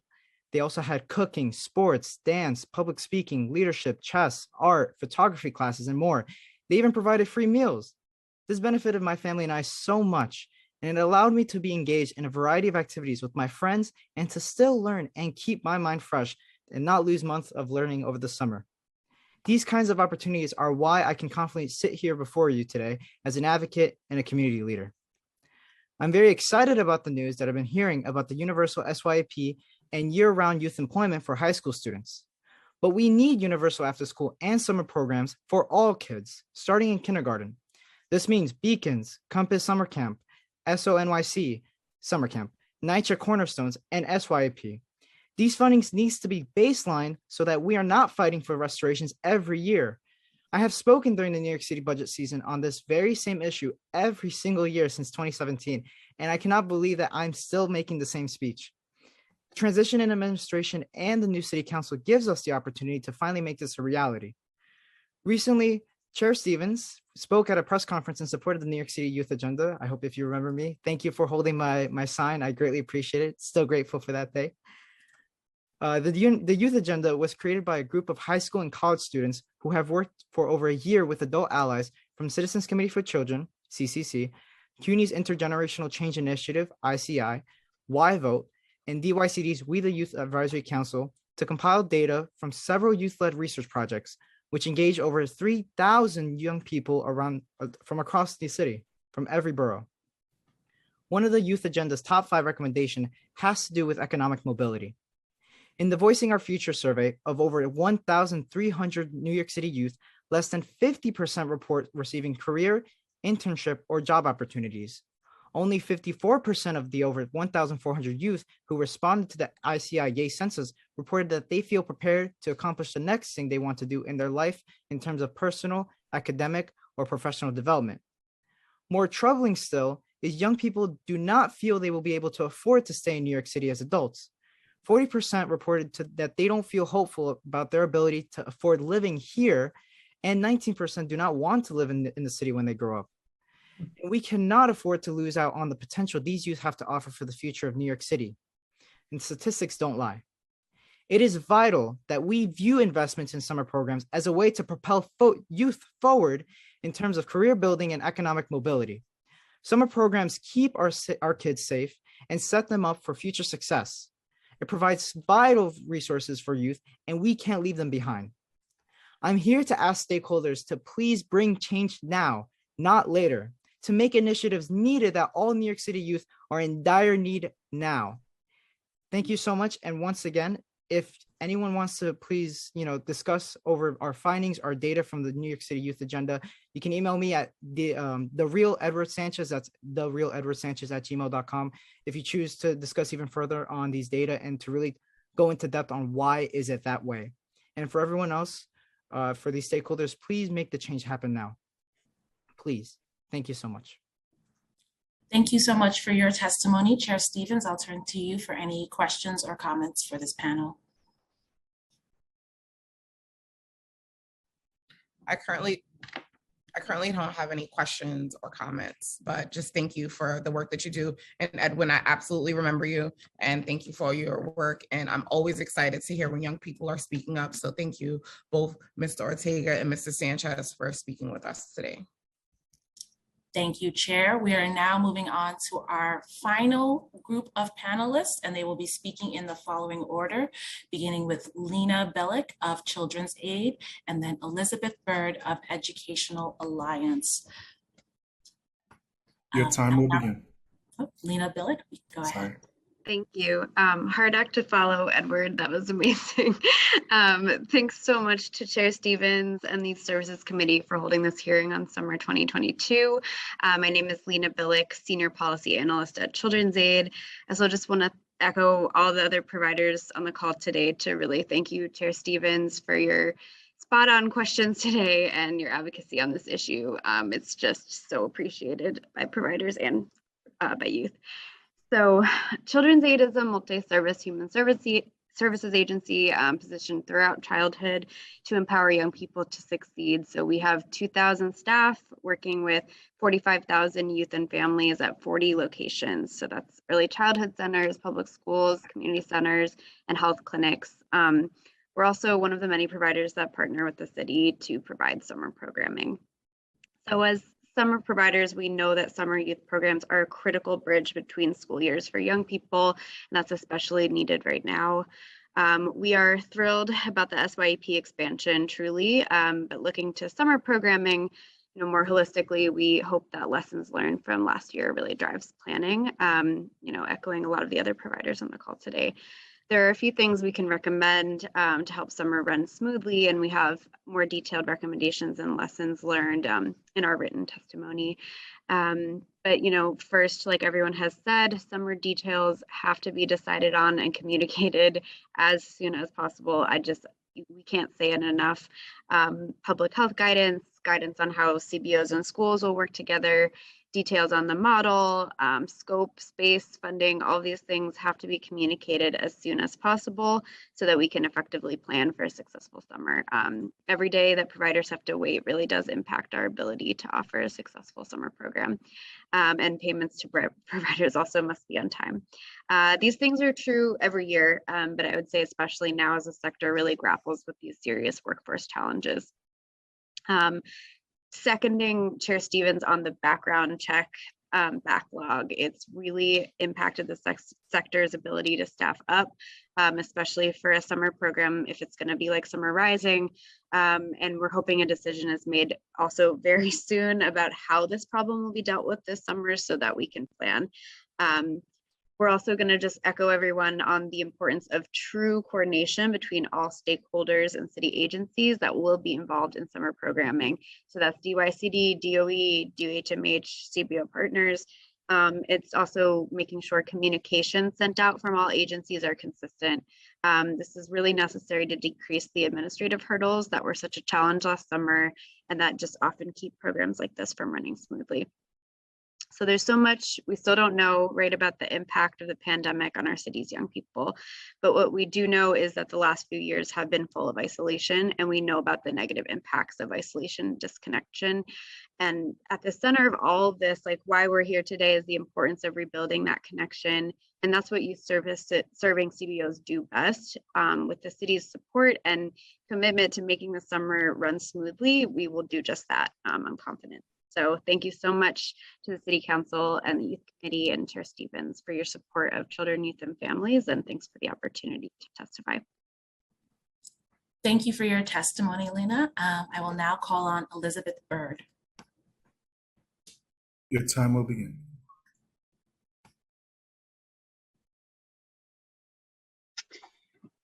Hi, thank you, Chair Stevens, for holding this hearing today, and congratulations for a great hearing.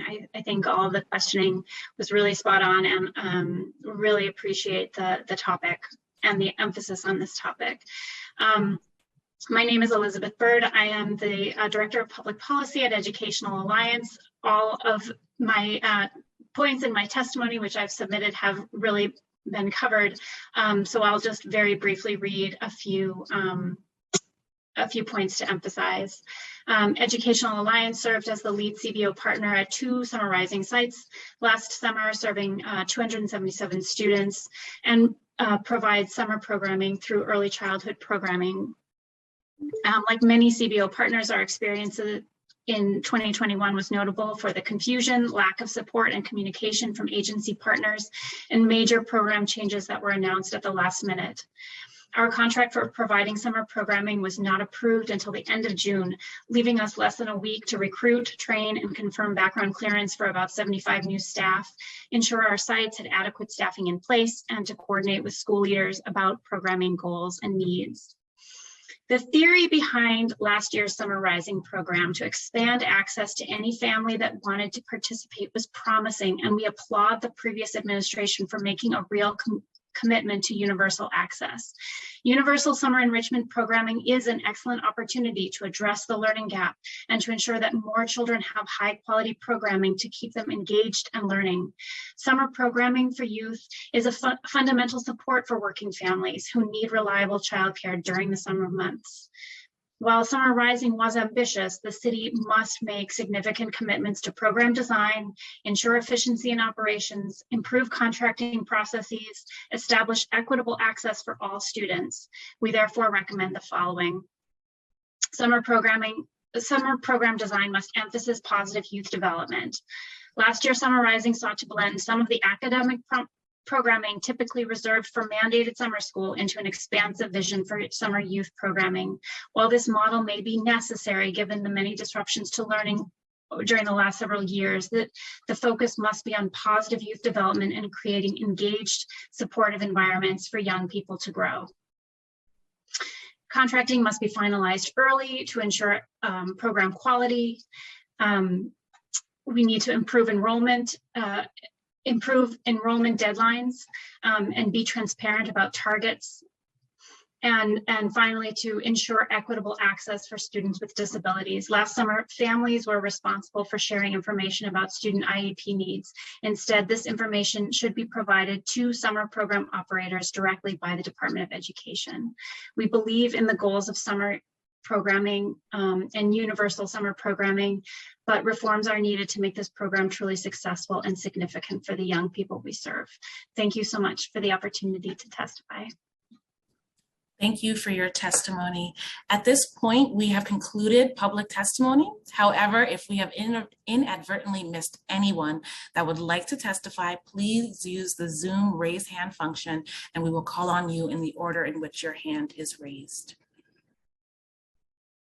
All right, well, seeing no hands raised, Chair Stevens, we have concluded public testimony for this hearing and I will turn it over to you for any closing remarks.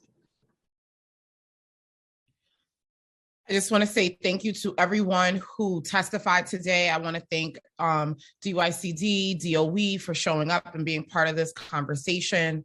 I stress the urgency of making sure that we are rolling out all information to providers as soon as possible so they can adequately prepare for the summer. I think that one of the things that I am most in trying to emphasize, if anything, that providers who are providing summer, who are providing programs for SYEP, who are providing cornerstone programs, and who are providing services for summer camps, whether it's Summer Rising or whatever, they're all the same providers and they're serving all the same children, families, and communities. So it is upon us as an agency and a city to make sure that we are rolling it out in an adequate way.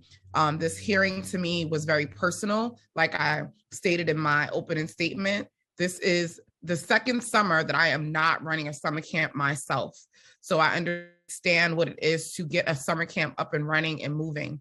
And I also understand the importance of this work. I want to let all the providers know that I hear you, your work is respected, and we will continue to push forward as we have always done.